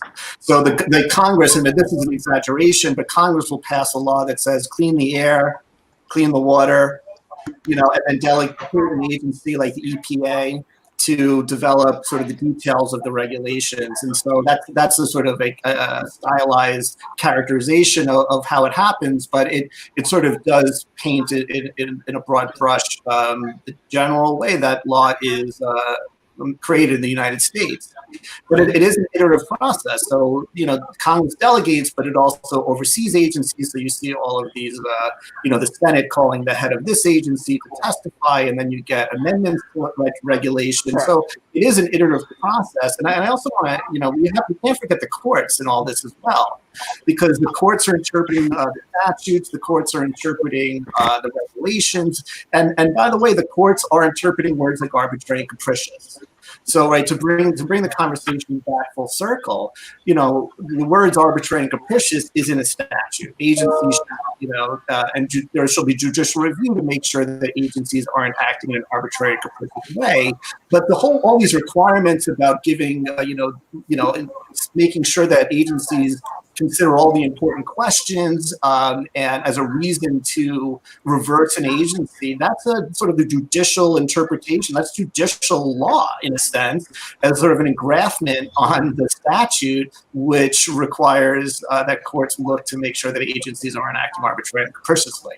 So it is a three-way. I mean, that's an overgeneralization, but it's a three-way iterative dynamic in how law is made. Then, of course, you have our journalists, and we have our stakeholders, and which have input into all the process. But I want to, if I may, I want to pull out. I just want to tug on the thread a little bit more about the line of discussion we were having about, the reason giving and the blueprint in the Harvard MIT complaint about the types of things that the agency allegedly should have considered but didn't. This does tie into the second legal argument in the claim, and I think that just for completeness' sake, I just want to touch on that a little bit. So, the second argument is that apart from assuming, so it's an alternative argument. You could say, assuming that the agency gave adequate reasons, the agency didn't go through the right didn't jump to the right procedural hoops, in doing this. And so this is also the nitty gritty or the weeds of administrative law. So I'll try to keep it at a pretty general level. But in general, when the agency creates new regulations, new rules, right? Congress delegates power to the agency creates new rules. Not only does it have to give reasons why it's doing, which is an important requirement, it also has to jump through certain processes. Like it has to give notice of like, hey, we're thinking about making this rule, for this reason, and then open up basically the idea, like, hey, we want to make a new rule about this to an open public comment period, so that members of the public, stakeholders, can sort of chime in and say, well, you should think about this, and this will have this effect, or you should do it because this would be great, or it's a comment period which stakeholders are allowed to share their ideas with the agency, which is then followed by the agency's either modification of the proposal, or at the end of the process there's a final rule, essentially. And in this case, and this ties also back to the whole timing issue of how it happened so fast without notice. The argument is that the legal argument was that the agency had to go through those procedures, right? You have to give notice, an opportunity for comments, and that could take a while. It could take 2 months. It could take 3 years. It depends on the circumstances. And the allegation was the agency had to go through that. And the defense that the government has, well, no, because there's these exceptions. You don't have to do it for discretionary type things. And this wasn't a final rule. It was just like an announcement of things that we were going to do maybe in a few days, but we hadn't done it yet. And so the issue there. But the reason why the whole legal requirement to go through notice and comment relates to what I was saying before about, the agency sort of gaming it, like get the things they're supposed to think about in advance, is that the whole point of notice and comment is so that the agency can get public input without and before having a huge litigation over it. That's the whole point, to get the stakeholder input and to give the agency an opportunity to make sure it's adequately considering the problems. And so you can see how the requirements for reasoned decision-making under the arbitrary and capricious will tie into the requirements for notice and comment, because the notice and the comment periods where the public is giving comments, and those usually provide the basis for the types of things that the court is going to look to make sure that the agency actually considered. Because the court doesn't know what's always important to consider, but the public does. And so there's a record that's created through the notice and comment process that gives the court something to look at to then test to make sure the agency thought about all the important things.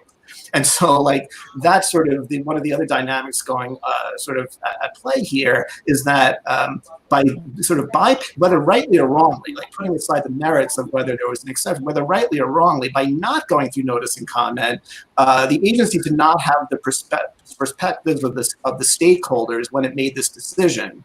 And because of that, either, depending on your viewpoint, either made a bad decision or didn't make a sufficiently reasoned decision, right?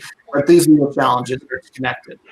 Let me, if I can just give a little perspective on David's point about statutory law versus administrative law. My government printing office version of the Internal Revenue Code is about 3,900 pages. If you add the Code of Federal Regulations implementation of that by the IRS, you get up to about 70,000 pages. And then you have the internal documents that are now public because of litigation by Tax Analyst Magazine many years ago.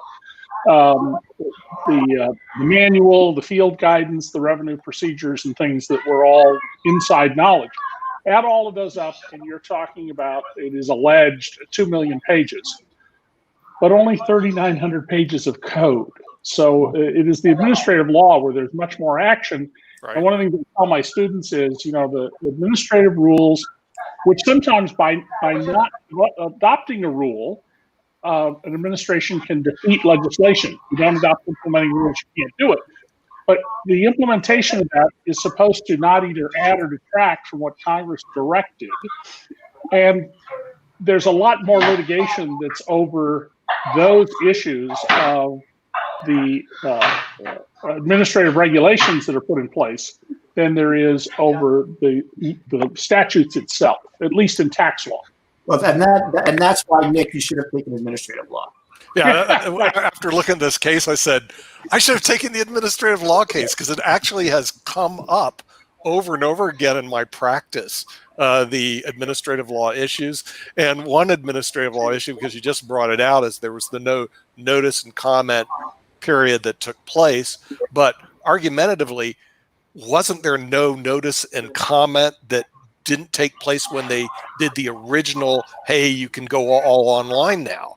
There was no notice and comment. In other words, the first part wasn't. So when the attorneys go, well, the first part, there was no notice and comment, so we didn't do it for the repeal of the area also as well. And so they go, that's okay, right?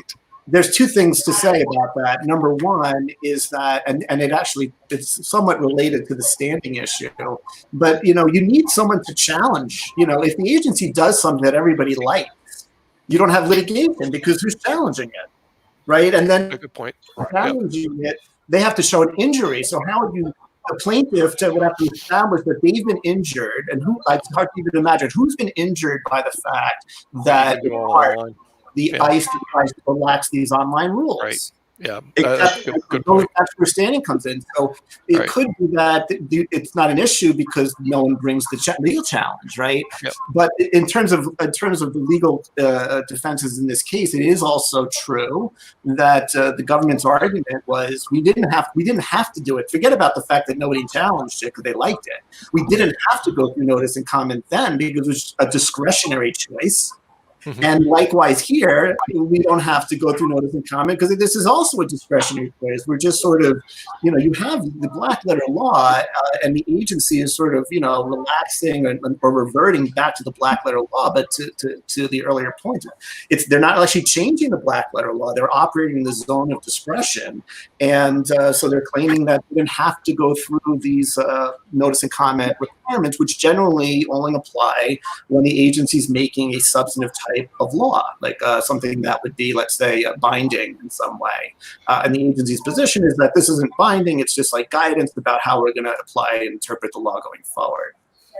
Now, you used to be a clerk for Justice Sotomayor when she sat on the Second Circuit Court of Appeals. So when you were working with Justice Sotomayor before she became a Supreme Court justice, did she give you a lot of these legal issues to research and come up with ideas and opinion on? How did that actually work, working with Chief Justice, Justice Sotomayor? Yeah, right. So first of all, I just have to give her a shout. She was such a wonderful woman, and I think for sure one of the best bosses I've ever had. Just incredible, caring and thoughtful individual.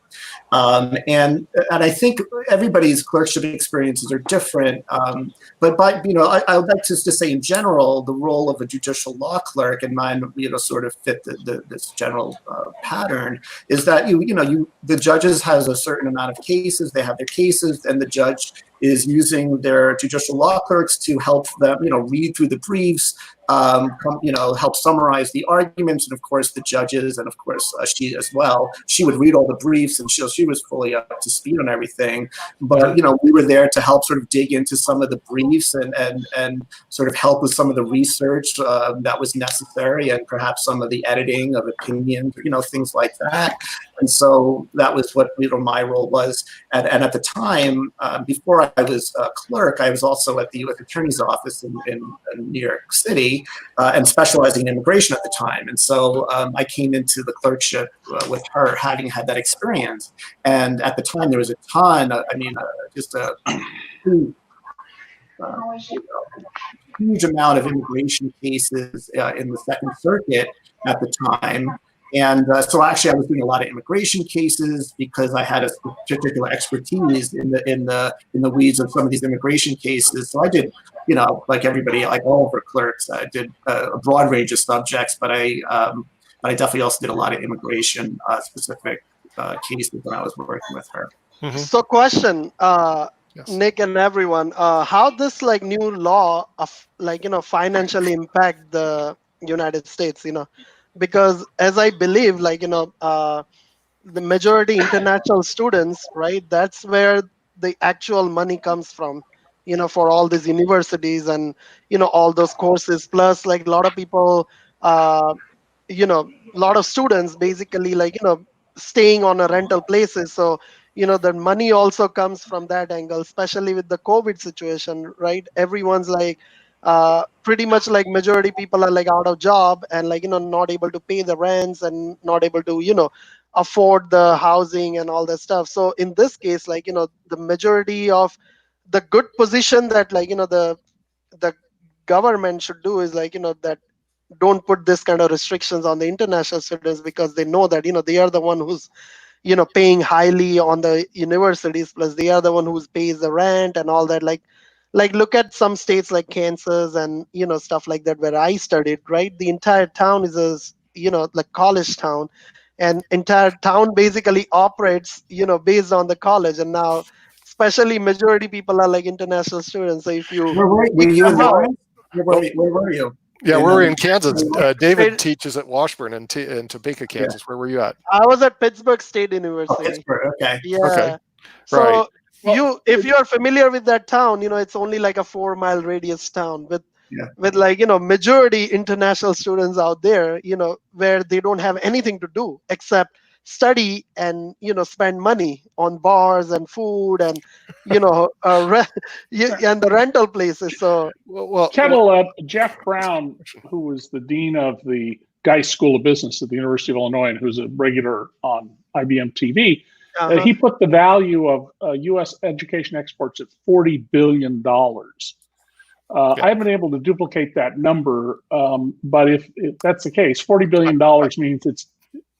I just don't know the source he had. David, I actually saw a report. It was 39 billion. He was close. Okay. I can send you the report. It's kind of interesting. Please do. It's a big number. But it's a very big number, and in some places it's much more important than others. But foreign students almost always pay full freight. Exactly. When my seventh child went to law school at the University of Toronto, Faculty of Law, she paid full freight because she was a foreign student. Now she's a Canadian citizen. And so it is much more important to the American economy on just a straight dollar basis than exporting soybeans and corn. So this is a very bizarre policy given Donald Trump's, America first. This is a moneymaker for us. Exactly. Yeah. And so there's real economic.